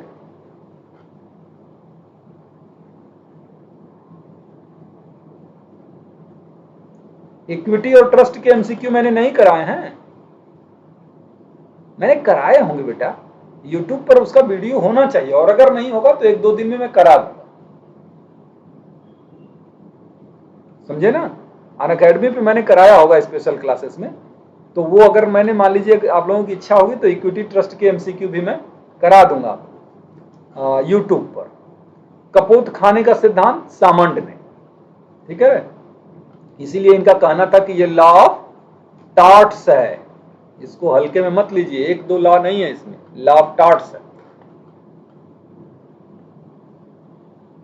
नेक्स्ट है कि सामान्य नुकसानी भी कही जाती है, पर्याप्त नुकसानी, ए और बी दोनों हैं, क्षतिपूरक नुकसानी, इनमें से कोई नहीं।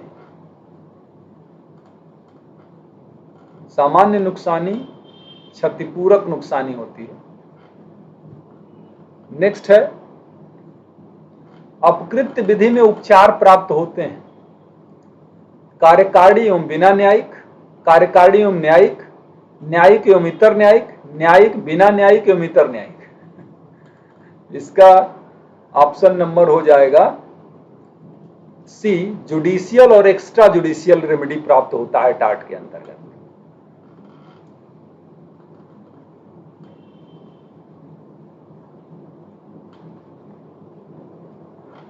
संविदा के अतिरिक्त मुस्लिम विवाह एक धार्मिक संस्कार भी है, कथन किसका है?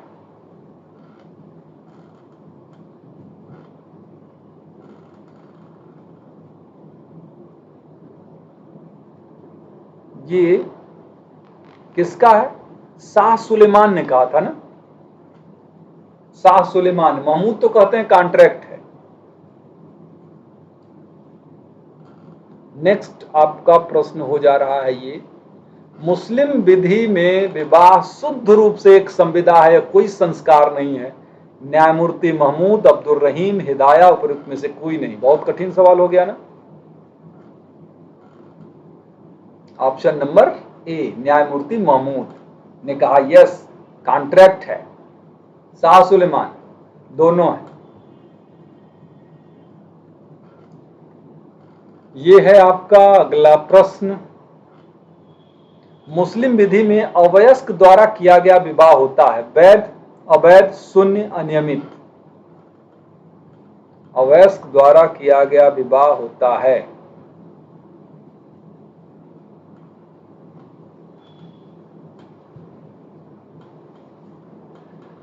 शून्य। 3 अवस्था है मुस्लिम में, 0 से 7, 7 से 15 और 15 के बाद। तो 15 के बाद तो हर दशा में वैध होगा, 7 से 15 तभी होगा जब उसका संरक्षक कराएगा, और 0 से 7 वाला तो शून्य ही होगा। नेक्स्ट, किताबिया समुदाय क्या कहलाता है? मुस्लिम कि यहूदी तथा ईसाई, कि ए तथा बी दोनों के निम्नलिखित में से कोई नहीं। किताबिया, इसका मतलब हो गया ऑप्शन नंबर सी, ए और बी दोनों, मुस्लिम तथा ईसाई।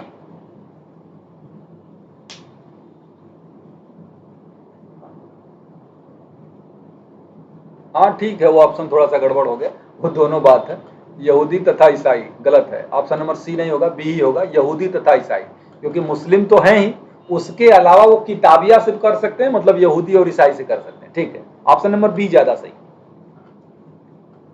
नेक्स्ट है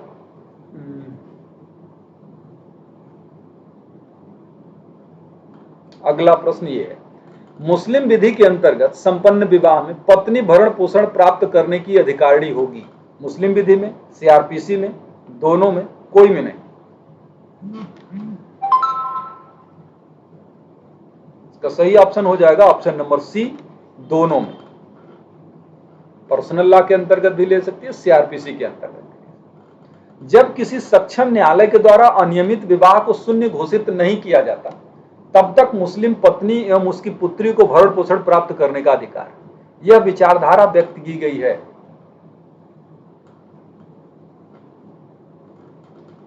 ये कौन सी केस में है? ये ऑप्शन नंबर बी है, चांद पटेल बनाम बिस्मिल्लाह बेगम।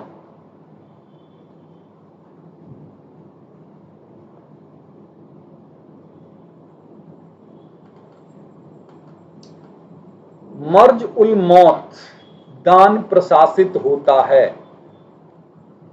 कौन सा, कैसे प्रशासित होता है? इसको कहते हैं मृत्युशय्या दान, वसीयत के नियमों से प्रशासित होता है। कैसे? 1/3 से ज्यादा न तो वसीयत कर सकते हैं और न ही 1/3 से ज्यादा मृत्युशय्या दान कर सकते हैं।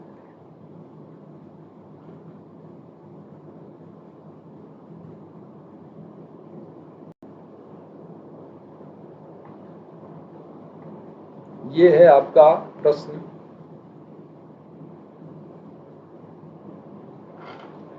रिक्त योग्य तिहाई का मुस्लिम विधि में तात्पर्य है।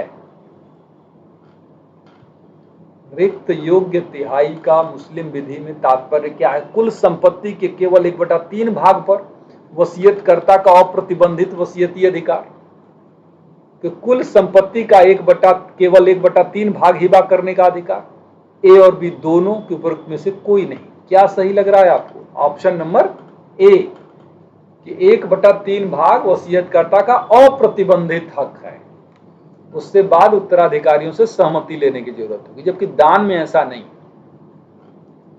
हिंदू विवाह अधिनियम 1955 की किस धारा के अंतर्गत वादकालीन भरण पोषण देने का उल्लेख किया गया है? 25 में, 24 में, 23 में कि 27 में? वादकालीन भरण पोषण किस में आएगा? ऑप्शन नंबर आ जाएगा बी, 24 में आ जाएगा। 25 में जो है वो डिसाइड हो जाने के बाद मिलता है भरण पोषण, परमानेंट एलिमनी। नेक्स्ट है आपका ये प्रश्न, प्रार्थी द्वारा विवाह विच्छेद की याचिका में न्यायालय न्यायिक पृथक्करण की डिक्री पारित करना कब उचित समझेगा? प्रार्थी द्वारा विवाह विच्छेद की याचिका में न्यायालय न्यायिक पृथक्करण की डिक्री पारित करना कब उचित समझेगा? धारा 13 के 1 के 2 में वर्णित आधार पर, 13 1 के 5 एवं 7 में, 6 एवं 7 में वर्णित आधारों पर, दोनों पर, कि 13 1 के 4 में वर्णित आधार पर?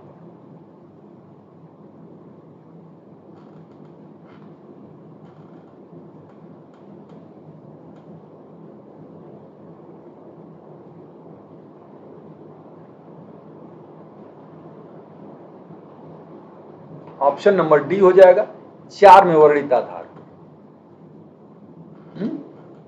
क्योंकि 2 5 7 को छोड़कर, है ना, 2 5 7 में वर्णित आधारों को छोड़कर अगर कोई आधार है तो उसमें तलाक देने के बजाय वो जुडिशियल सेपरेशन की डिग्री दे सकता है। नेक्स्ट, दाम्पत्य अधिकारों के प्रत्यास्थापन की डिग्री प्राप्त करने के लिए प्रार्थी को क्या सिद्ध करना पड़ता है? कि प्रत्यार्थी ने साथ रहना छोड़ दिया है, कि यह बिना युक्तियुक्त कारण के छोड़ा है, दोनों की कोई नहीं। सेक्शन 13 में है बेटा, वो सेक्शन 13 में ही बताया गया। ऑप्शन नंबर सी हो जाएगा, ए और बी दोनों है, साथ रहना छोड़ दिया और बिना युक्तियुक्त कारण के छोड़ा है। नेक्स्ट क्वेश्चन आपके सामने है कि हिंदू विवाह यथोचित विवाह कर्मकांड द्वारा और सम्यक रूप से संपादित और अनुस्थापित किया जाना चाहिए, किस वाद में विनिश्चित किया गया था? भाऊराव, शंकर लोखंडे बरसे महाराज, अलका शर्मा, सूरज कौर, उपरोक्त सभी।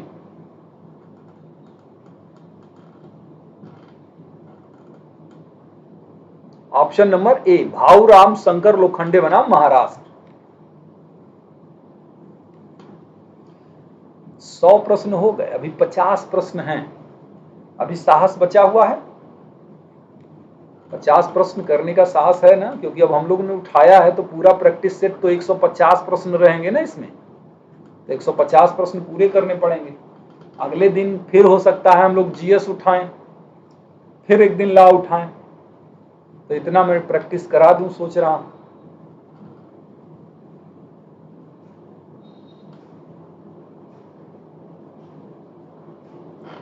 क्लीव के साथ किया गया विवाह क्या है? ऑप्शन नंबर शून्य की शून्य कड़ी की अवैध की कोई नहीं। ऑप्शन नंबर बी हो जाएगा, शून्य कड़ी होता। नेक्स्ट,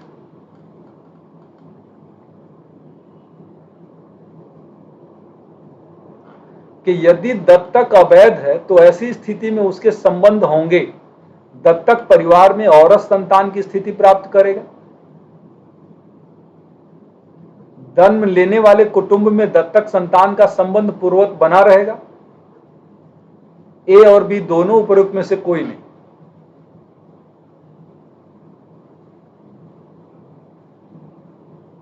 ऑप्शन नंबर बी हो जाएगा, जन्म लेने वाले कुटुंब में पूर्वत बना रहेगा, मतलब जब तक वैध है ही नहीं तो फिर कोई बात नहीं है, तब तो खत्म। क्लीव का मतलब होता है इंपोर्टेंस, नपुंसक, हिजड़ा, छक्का।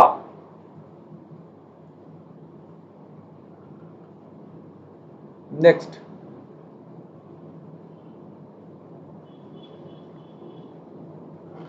किसी व्यक्ति द्वारा दत्तक के प्रतिफल स्वरूप कोई संदाय या इनाम प्राप्त करता है, वैध है, ये प्रतिसिद्ध है कि अवैध है, कि उपयुक्त में से कोई सही नहीं।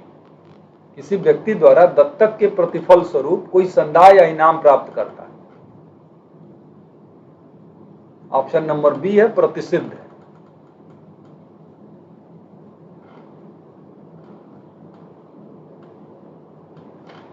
हिंदू पुरुष किसी लड़की को गोद ले सकता है अगर वह उस लड़की से कम कितना बड़ा हो, 18 साल, 12 साल, 21 साल, 20 साल। बिल्कुल, ये 21 साल है। ये सेक्शन नंबर 11 में बताया गया है, चाहे पुरुष स्त्री को लगी चाहे स्त्री पुरुष को लेगा, 21 सालों का अंतर होना चाहिए। मुस्लिम विधि में जो एक्नॉलेजमेंट किया जाता है उसमें 12.5 सालों का अंतर होना चाहिए। एक हिंदू व्यक्ति एक से अधिक बार दत्तक लिया जा सकता है? नहीं, हाँ, रूढ़िया प्रथा के अनुसार लिया जा सकता है। प्राकृतिक पिता और दत्तक पिता की सहमति से दत्तक लिया जा सकता है। का सही ऑप्शन नहीं, एक हिंदू एक से अधिक बार दत्तक नहीं लिया जा सकता। ऑप्शन नंबर ए।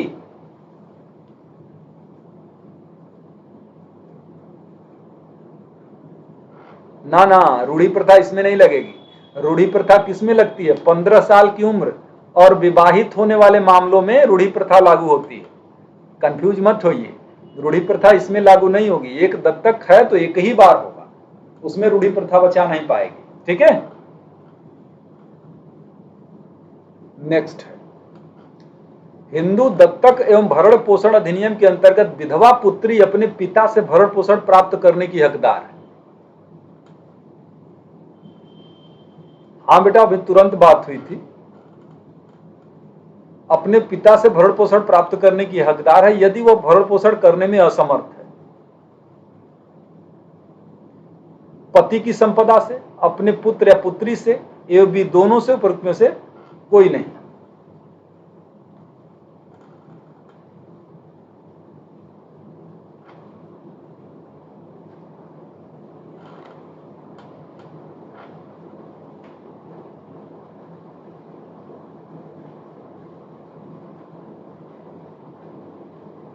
अरे वहां से क्वेश्चन ही नहीं आते, बस केवल जो तलाक के जो ग्राउंड है ना वही पढ़ लेना है। उसमें 39 वाला जो है उसके तलाक के ग्राउंड पढ़ लीजिए। शरीयत एक्ट कब से लागू किया गया कि उसमें कितनी धाराएं हैं बस, और उसमें कुछ है ही नहीं।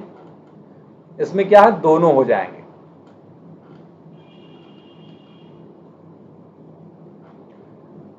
कोई व्यक्ति यदि वह अन्य धर्म में संपरिवर्तित होने के कारण हिंदू नहीं रह गया है तो भरण पोषण का दावा नहीं कर सकेगा। ऐसा उपबंध कहां किया गया है? 25 में कि 28 में कि 24 में कि उपरोक्त में से कोई भी नहीं।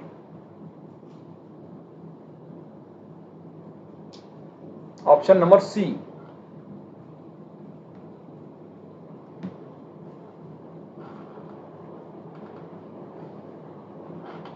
उत्तराधिकार का यह सिद्धांत कि धारा 14(2) के उपबंध वहां लागू होंगे जहां स्त्रियों को केवल सीमित स्वामित्व प्राप्त है, प्रतिपादित किया गया था कौन सी केस में?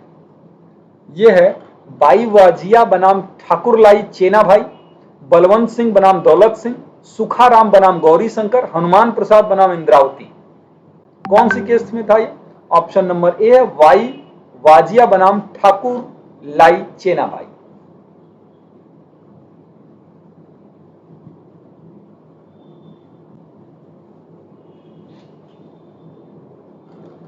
तो चलिए अगला क्वेश्चन ले लेते हैं बच्चों। रितिका, लाडली, सुलेखा, अंजलि, अजय। एक हिंदू निर्वसियत होकर माता और पिता को छोड़कर मर जाता है, उसकी संपत्ति उत्तराधिकार में प्राप्त करेंगे माता और पिता संयुक्त रूप से, केवल पिता, केवल माता, कोई नहीं। शिव चौबे। ये बताइए अंजलि शुक्ला कौन है ये?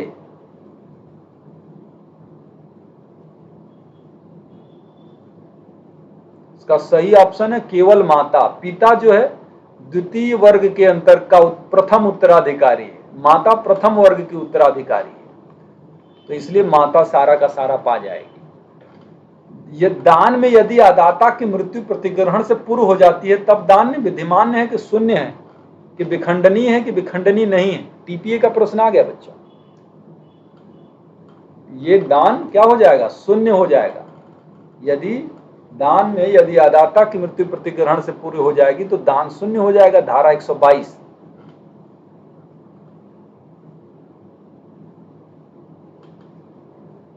नेक्स्ट, किसी लिखित के संबंध में अनुप्रमाणित से अभिप्रेत है और सर्वदा अभिप्रेत रहा होना समझा जाएगा। कम से कम एक साक्षी, दो साक्षी, तीन साक्षी, चार साक्षी द्वारा अनुप्रमाणित।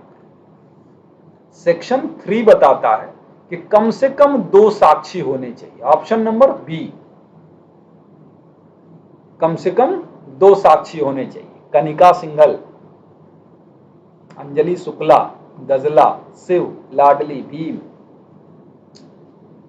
नेक्स्ट है ये, इसमें से कौन सी अचल संपत्ति नहीं है? जमीन का पट्टा, उगने वाली फसलें, रास्ते का अधिकार, अचल संपत्ति की आमदनी का हिस्सा। ऑप्शन नंबर बी हो जाएगा। ग्रोइंग क्रॉप्स जो है वो इमूवेबल प्रॉपर्टी नहीं है, क्योंकि धारा 3 जो है टीपीए की नेगेटिव डिफिनेशन देता है और ये कहता है कि अचल संपत्ति के अंतर्गत उगती फसलें, खड़ा कास्ट और घास नहीं आते, मतलब उगने वाली फसलें नहीं आती। कौन सी संपत्ति अंतरित की जा सकती है? पुनः प्रवेश का अधिकार, लोकपद, पेंशन, किसी भी प्रकार की संपत्ति यदि विधि द्वारा वर्जित ना हो। क्या सही है? Option number option number D, किसी भी प्रकार की संपत्ति यदि विधि द्वारा वर्जित ना हो। भाई प्रॉपर्टी का गुण होता है ट्रांसफरेबल होना, लेकिन कुछ ऐसी प्रॉपर्टियां हैं जिनका ट्रांसफर नहीं किया जा सकता, जो धारा 6 में बताई गई है टीपीए की।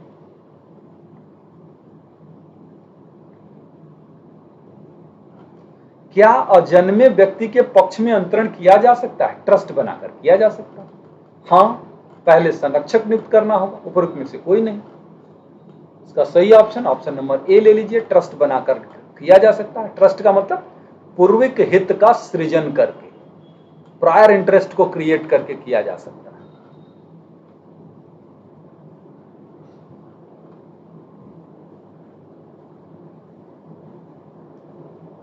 दुष्कार है, विचाराधीनवाद का सिद्धांत लागू होता है, लिस्पेंडेंस का रूल लागू होता है जब वाद दुस्संधिपूर्ण हो, अंतरण विचार न्यायालय के जयपत्र किंतु अपील की प्रस्तुति के पूर्व किया गया हो, चल संपत्ति का कोई अधिकार प्रश्नगत हो, संपत्ति न्यायालय की क्षेत्रीय अधिकारिता के बाहर स्थित हो। क्या सही है इसमें?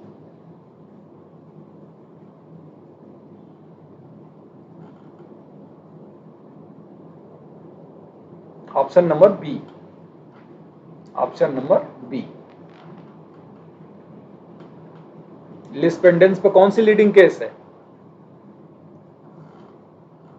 Bellamy versus Sabine, Bellamy versus Sabine की केस है ना 652 पर। कौन सा अंतरण वैध है? केवल 99 रुपए के लिए अरजिस्ट्रीकृत भोग बंधक, केवल 99 मूल्य की स्थावर संपत्ति का अरजिस्ट्रीकृत दान, स्थावर संपत्ति का वर्षानुवर्षी पट्टा,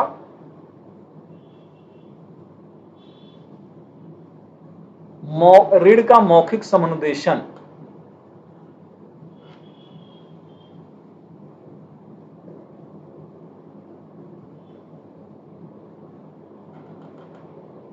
ये अंतरण देखो बेटा,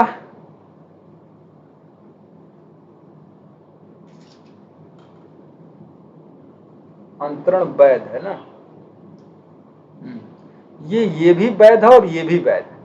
99 रुपए तक का भोग बंधक जो है ना, वो रजिस्टर्ड नहीं भी होगा तो वैध होगा, और ऋण का मौखिक समनुदेशन भी जो है ना, ये भी वैध होता है। ठीक है, तो ये ऑप्शन नंबर ए और डी दोनों सही हो जाएगा।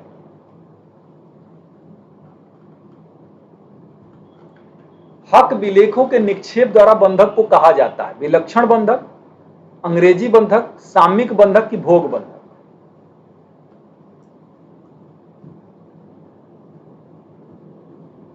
क्या कहा जाता है?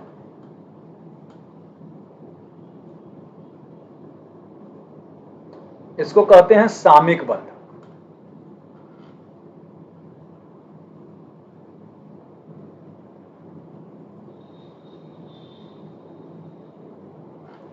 स्थावर संपत्ति का वर्षानुवर्षी पट्टा या तो पट्टाकर्ता या पट्टेदार द्वारा ऐसी सूचना द्वारा प्रवेश्य है जिसका अवसान किसी अभिवृत्ति के वर्ष के अंत के साथ होता है, 1 मास, 6 मास, 3 मास की 60 दिवस। वर्षानुवर्षी पट्टा में जो है कितने दिनों पहले सूचना देनी पड़ती है? स्थावर संपत्ति का वर्षानुवर्षी पट्टा में 6 महीने की पूर्व नोटिस दी जाएगी, 6 महीने पहले नोटिस दी जाएगी। अगला प्रश्न आपका है, निम्नलिखित में से कौन सी दशा में स्थावर संपत्ति के पट्टे का पर्यवसान निम्नलिखित में से कौन सी दशा में नहीं होता? परिसीमित समय के बीत जाने पर, अभिव्यक्त समर्पण द्वारा, छोड़ देने की सूचना की तामील द्वारा, समपहरण द्वारा। कौन सी तरीके से नहीं होती? ऑप्शन नंबर सी हो जाएगा, छोड़ देने की सूचना की तामील द्वारा नहीं होता है।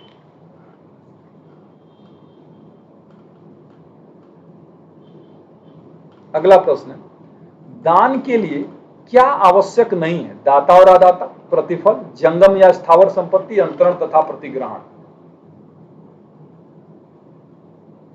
क्या जरूरी नहीं है इसके लिए? इसके लिए प्रतिफल जरूरी नहीं है। दान तो प्रतिफल के बिना ही होगा ना, तो इसके लिए प्रतिफल की जरूरत नहीं पड़ती। शर्त को परिभाषित किया गया है, सेल ऑफ गुड्स एक्ट का क्वेश्चन आ गया। शर्त को कहां परिभाषित किया? 12(1), 12(2), 12(3), 12(4। तो शर्त को जो परिभाषित किया गया है वो किया गया है 12(2) में, और वारंटी को कहां परिभाषित किया गया है? तो 12(3) में।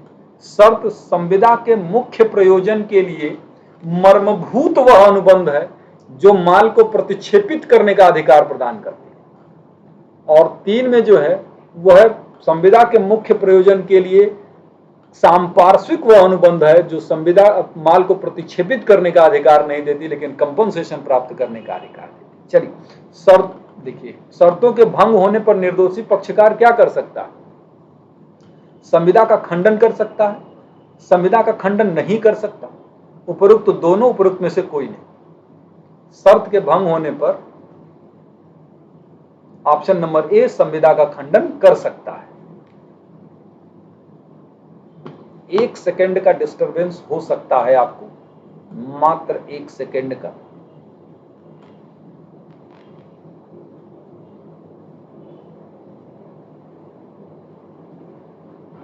चलिए तब से हम लोग चलते रहते हैं। अगला प्रश्न है आपका,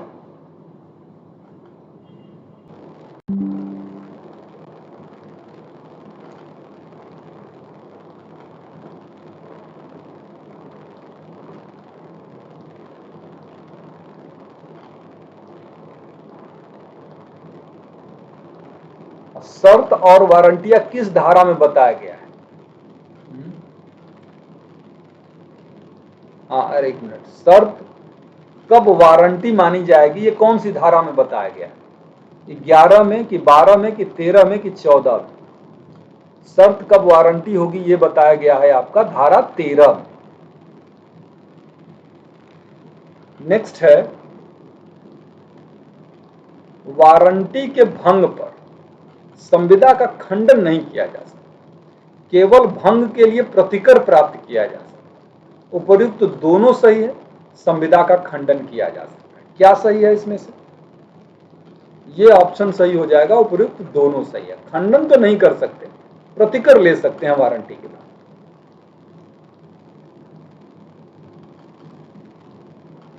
खाली चेक विधि की दृष्टि में चेक नहीं है, यह किस मामले में कहा गया था? खाली चेक विधि की दृष्टि में कोई चेक नहीं है, यह किस मामले में कहा गया था?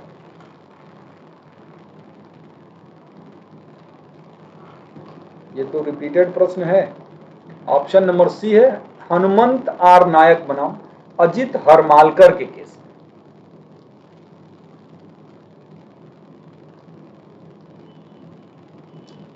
बस बस अब लास्ट पर ही हैं हम लोग, घबराइए नहीं। वचन पत्र या विनिमय पत्र की परिपक्वता उस तारीख को होती है जिसको वह शोध्य हो जाता है, जिस दिन वह लिखा जाता है, जिस दिन वह हस्ताक्षरित किया जाता है, जिस दिन वह प्रस्तुत किया जाता है। परिपक्वता किस डेट को होती है? जिस दिन वह शोध्य हो जाता है। ऑप्शन नंबर ए। परक्राम में लिखित अधिनियम कब लागू किया गया था? 1 मार्च। कब लागू किया गया था? ऑप्शन नंबर बी हो जाएगा, 1 मार्च 1882 को लागू किया गया था।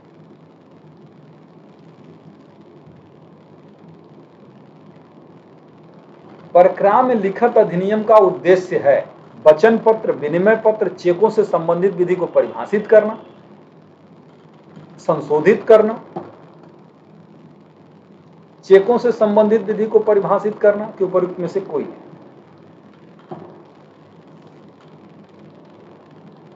तो सही ऑप्शन हो जाएगा, ऑप्शन नंबर ए सही हो जाएगा ना, कि वचन पत्र, विनिमय पत्र चाहे चेकों से संबंधित विधि को परिभाषित करना।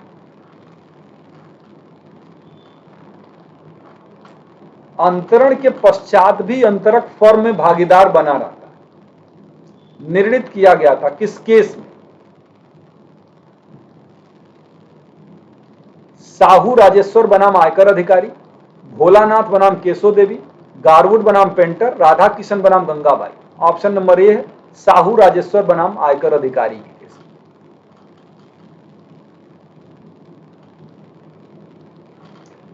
फर्म के विघटन के पश्चात अंतरिती का अधिकार फर्म की आस्तियों में से वह अंश जिसका अंतरक भागीदार हकदार है पाने का, विघटन की तिथि से लेखा लेने का। ए और बी दोनों उपयुक्त में से कोई सही नहीं।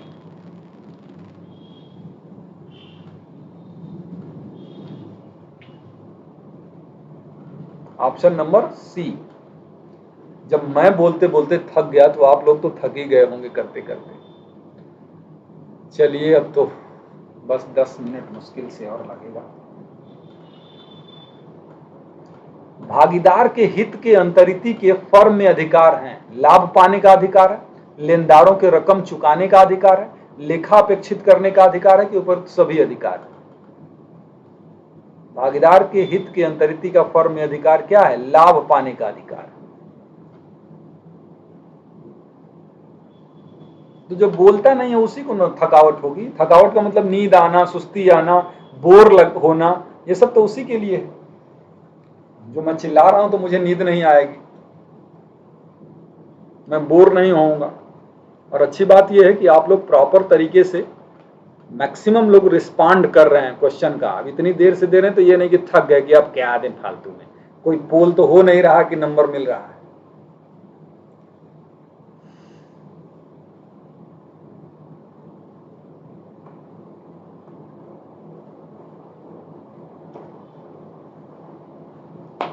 इसी वजह से तो जीएस के केवल 100 प्रश्न रहते हैं कि आप सो न जाएं। किस विधि शास्त्री ने कहा है कि साम्य समस्त विधियों की आत्मा तथा प्राण है, उसके द्वारा वास्तविक विधि अर्थ प्राप्त होता है तथा प्राकृतिक विधि का निर्माण होता है? ये किसने कहा हुआ है? किसका स्टेटमेंट? और स्टोरी, ब्लैकस्टोन, मेटलैंड की अरस्तु? ये है option number B, Blackstone.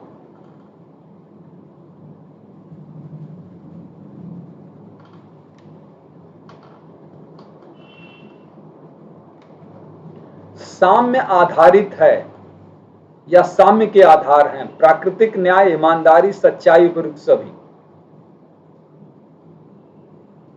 Option number D हो जाएगा। सब है, यही सब तो है उसका। साम्य की प्रकृति है, साम्य अंतःकरण एवं प्राकृतिक न्याय पर आधारित, साम्य न्यायालय के विवेक का विषय है, साम्य न्यायालय की सामान्य विधि की पूर्ति का एक निकाय है, उपयुक्त सभी? तो सही ऑप्शन है ऑप्शन नंबर डी, उपयुक्त सभी।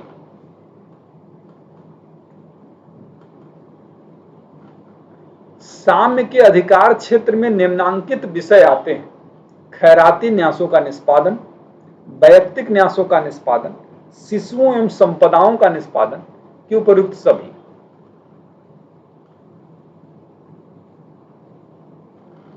ऑप्शन नंबर डी, उपयुक्त सभी। साम्य में जब कुछ न समझ में आए तो उपयुक्त सभी लगा दीजिए बस। नेक्स्ट है, विनिर्दिष्ट अनुतोष अधिनियम कब पारित किया गया था? 63 में, 75 में, कि 62 में, कि 77?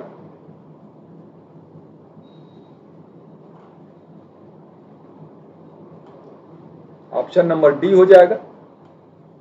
हाँ, वेरी गुड आशा पाल।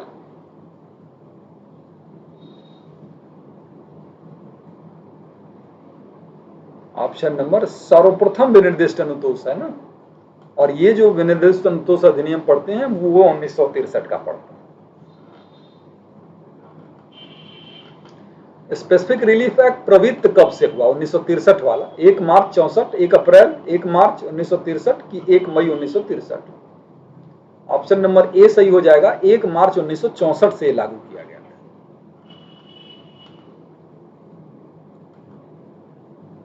आपका अगला प्रश्न है, विनिर्दिष्ट अनुतोष अधिनियम 1963 की किस धारा में प्रावधान है कि विशिष्ट अनुतोष अधिनियम केवल किसी व्यक्ति के सिविल अधिकारों को प्रवर्तन करने के लिए ही अनुदत्त किया जा सकता है, दंड विधि को प्रवर्तन करने के लिए नहीं? 2 में, 3 में, 4 में, 5 में? Very good, option number C, धारा 4 के अंतर्गत है कि केवल सिविल अधिकारों को प्रवर्तन कराएगा, क्रिमिनल से मतलब नहीं। न्यायालय किस धारा के अंतर्गत किसी व्यक्ति की प्रास्थिति या अधिकार की घोषणा कर सकते हैं? 33 में, कि 34 में, कि 35 में, कि 36 में?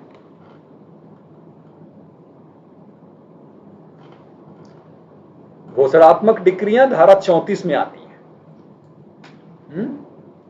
किसी व्यक्ति के अधिकार या विधिक प्रास्थिति की घोषणा की जाती है उसमें।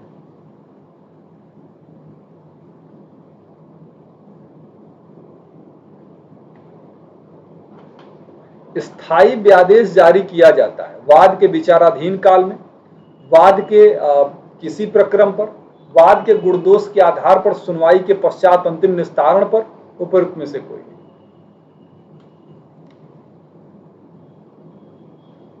स्थायी व्यादेश जो जारी होता है ऑप्शन नंबर सी है, गुण दोष के आधार पर सुनवाई के अंतिम निस्तारण पर। और जो अस्थायी व्यादेश होता है वो विचाराधीन काल में या वाद के किसी भी प्रक्रम पर होता है। अस्थायी एवं शाश्वत व्यादेश किस धारा में परिभाषित है? 38 में कि 37 में कि 4 में कि 39 में? अस्थायी एवं शाश्वत व्यादेश किस धारा में परिभाषित है? ये है धारा 37। दोनों को परिभाषित इसी में है। 38 में तो ये बताया गया है कि स्थायी व्यादेश यानी शाश्वत व्यादेश कब जारी किए जा सकते हैं, और 39 में जो बताया गया है वो ये बताया गया है कि समादेशात्मक व्यादेश जो होता है। और 4 में आप देख ही रहे हैं सिविल अधिकारों वाली बात। निवारक अनुतोष न्यायालय के विवेकानुसार हो सकता है। निवारक अनुतोष न्यायालय के विवेकानुसार हो सकता है। अस्थायी शाश्वत, निषेधात्मक शाश्वत। बिल्कुल ऑप्शन नंबर बी हो जाएगा। दोनों प्रकार का हो सकता है, टेम्पोररी भी हो सकता है, परपेचुअल भी हो सकता है। कंपनी की सदस्यता के तरीके हैं क्या? उत्तराधिकार, पारेषण, मौन सहमति, उपयुक्त सभी। कंपनी के सदस्यता के तरीके हैं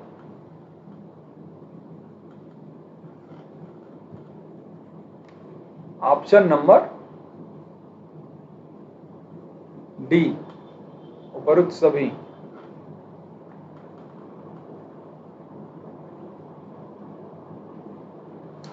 पब्लिक कंपनी के गठन के लिए न्यूनतम कितनी सदस्य संख्या होनी चाहिए? 3, 7, 9, 11। पब्लिक कंपनी के गठन के लिए न्यूनतम सदस्य संख्या कितनी होनी चाहिए?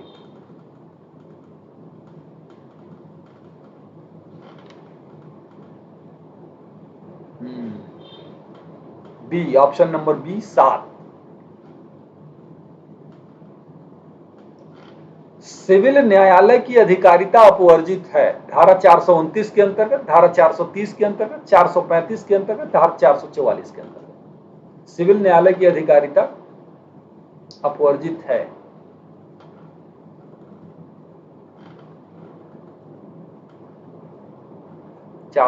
के अंतर्गत।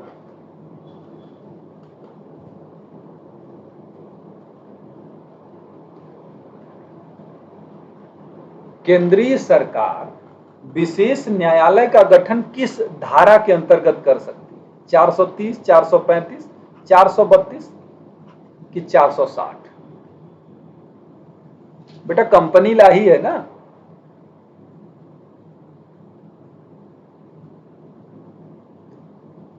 ये हो जाएगा केंद्रीय सरकार जो है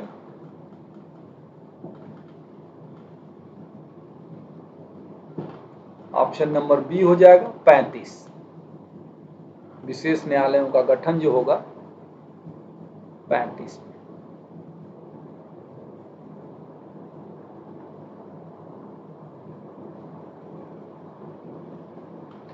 नए न्यासधारी की नियुक्ति कौन कर सकता है? न्यायालय की अनुमति से निवृत्त होने वाला न्यासधारी, जो न्यास विलेख द्वारा इस प्रयोजन के लिए नाम निर्दिष्ट किया गया है, न्यासकर्ता, उपयुक्त सभी। इसका सही ऑप्शन है उपयुक्त सभी, सब कर सकते हैं। नए न्यासधारी की नियुक्ति निवृत्त होने वाला न्यासधारी भी कर सकता है, जो नाम निर्दिष्ट किया गया है वो न्यासकर्ता तो कर ही सकता है। चलिए अगला प्रश्न है कि न्यायालय नए न्यासधारी की नियुक्ति कब करेगा? किसी न्यासधारी के पद रिक्त हो जाने पर, किसी न्यासधारी के अयोग्य हो जाने पर, धारा 73 के अंतर्गत नए न्यासधारी की नियुक्ति नहीं किए जाने पर, उपयुक्त सभी स्थितियों में। नए न्यासधारी की नियुक्ति कब की जाती है? धारा 73 के अंतर्गत नए न्यासधारी की नियुक्ति नहीं किए जाने पर। ऑप्शन नंबर सी हो जाएगा।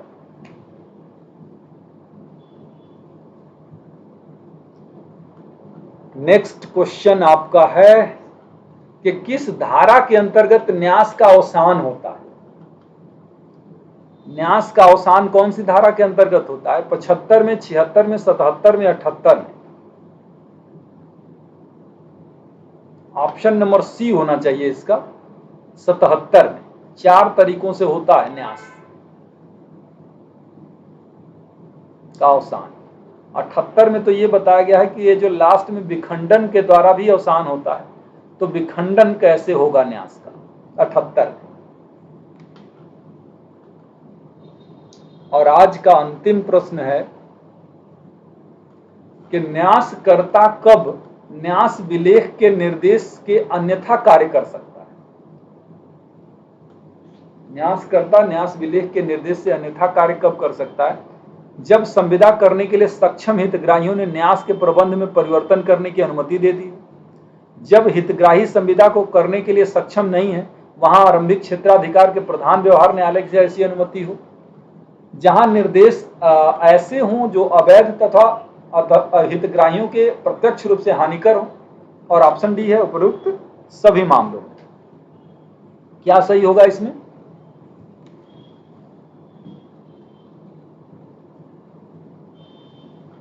इसका ऑप्शन हो जाएगा ऑप्शन नंबर डी।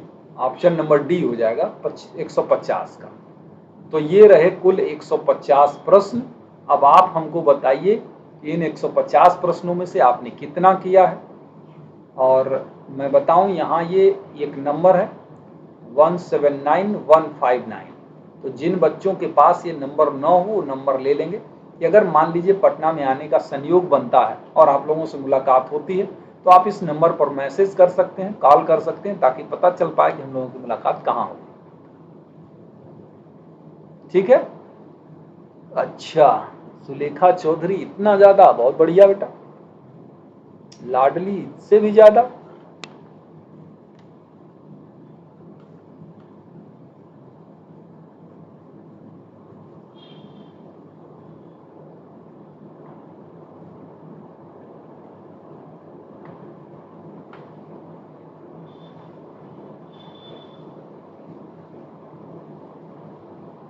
कोई बात नहीं, कोई बात नहीं।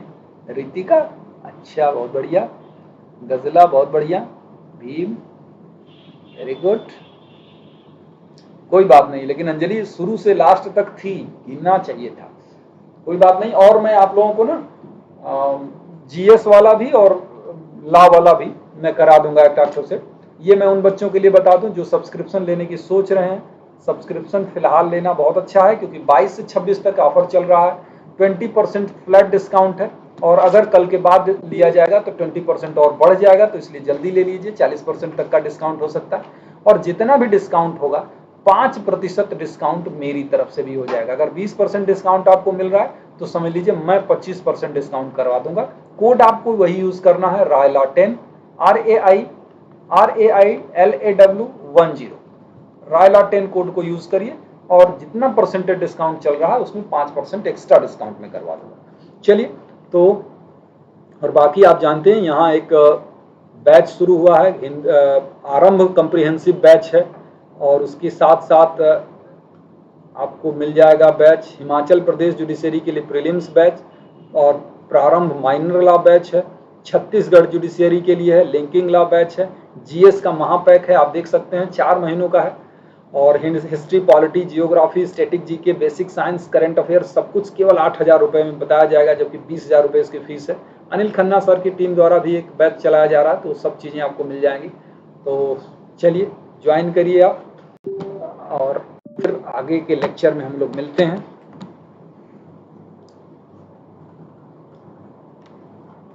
Thank you. अब या तो हिंदी होगा बेटा या तो इंग्लिश होगा, दोनों करना मुश्किल हो जाता है। अभी बताएंगे बेटा जीएस है रहेगा कि ला रहेगा। बढ़िया था अभी। चलिए अजय, बहुत बढ़िया, थैंक यू। आज ला किए हैं तो ज्यादा चांस है कि कल जीएस करना चाहिए।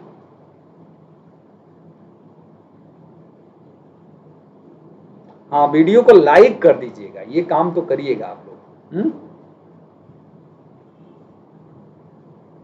चलिए, थैंक यू बच्चों, सारे बच्चों को थैंक यू। बाय बाय, कल मिलते हैं फिर।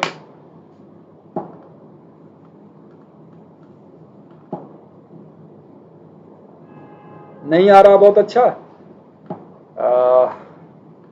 खैर अब तो टाइम भी नहीं है, लेकिन एमसीक्यू सॉल्व करिए, जितना हो सके उतना एमसीक्यू सॉल्व करिए, उसी से अब सुधरेगा, क्योंकि अब बुक और बेयर पढ़ने का टाइम तो है नहीं इस परीक्षा के लिए। तो एमसीक्यू सॉल्व करिए, कुछ तो अच्छा होगा। और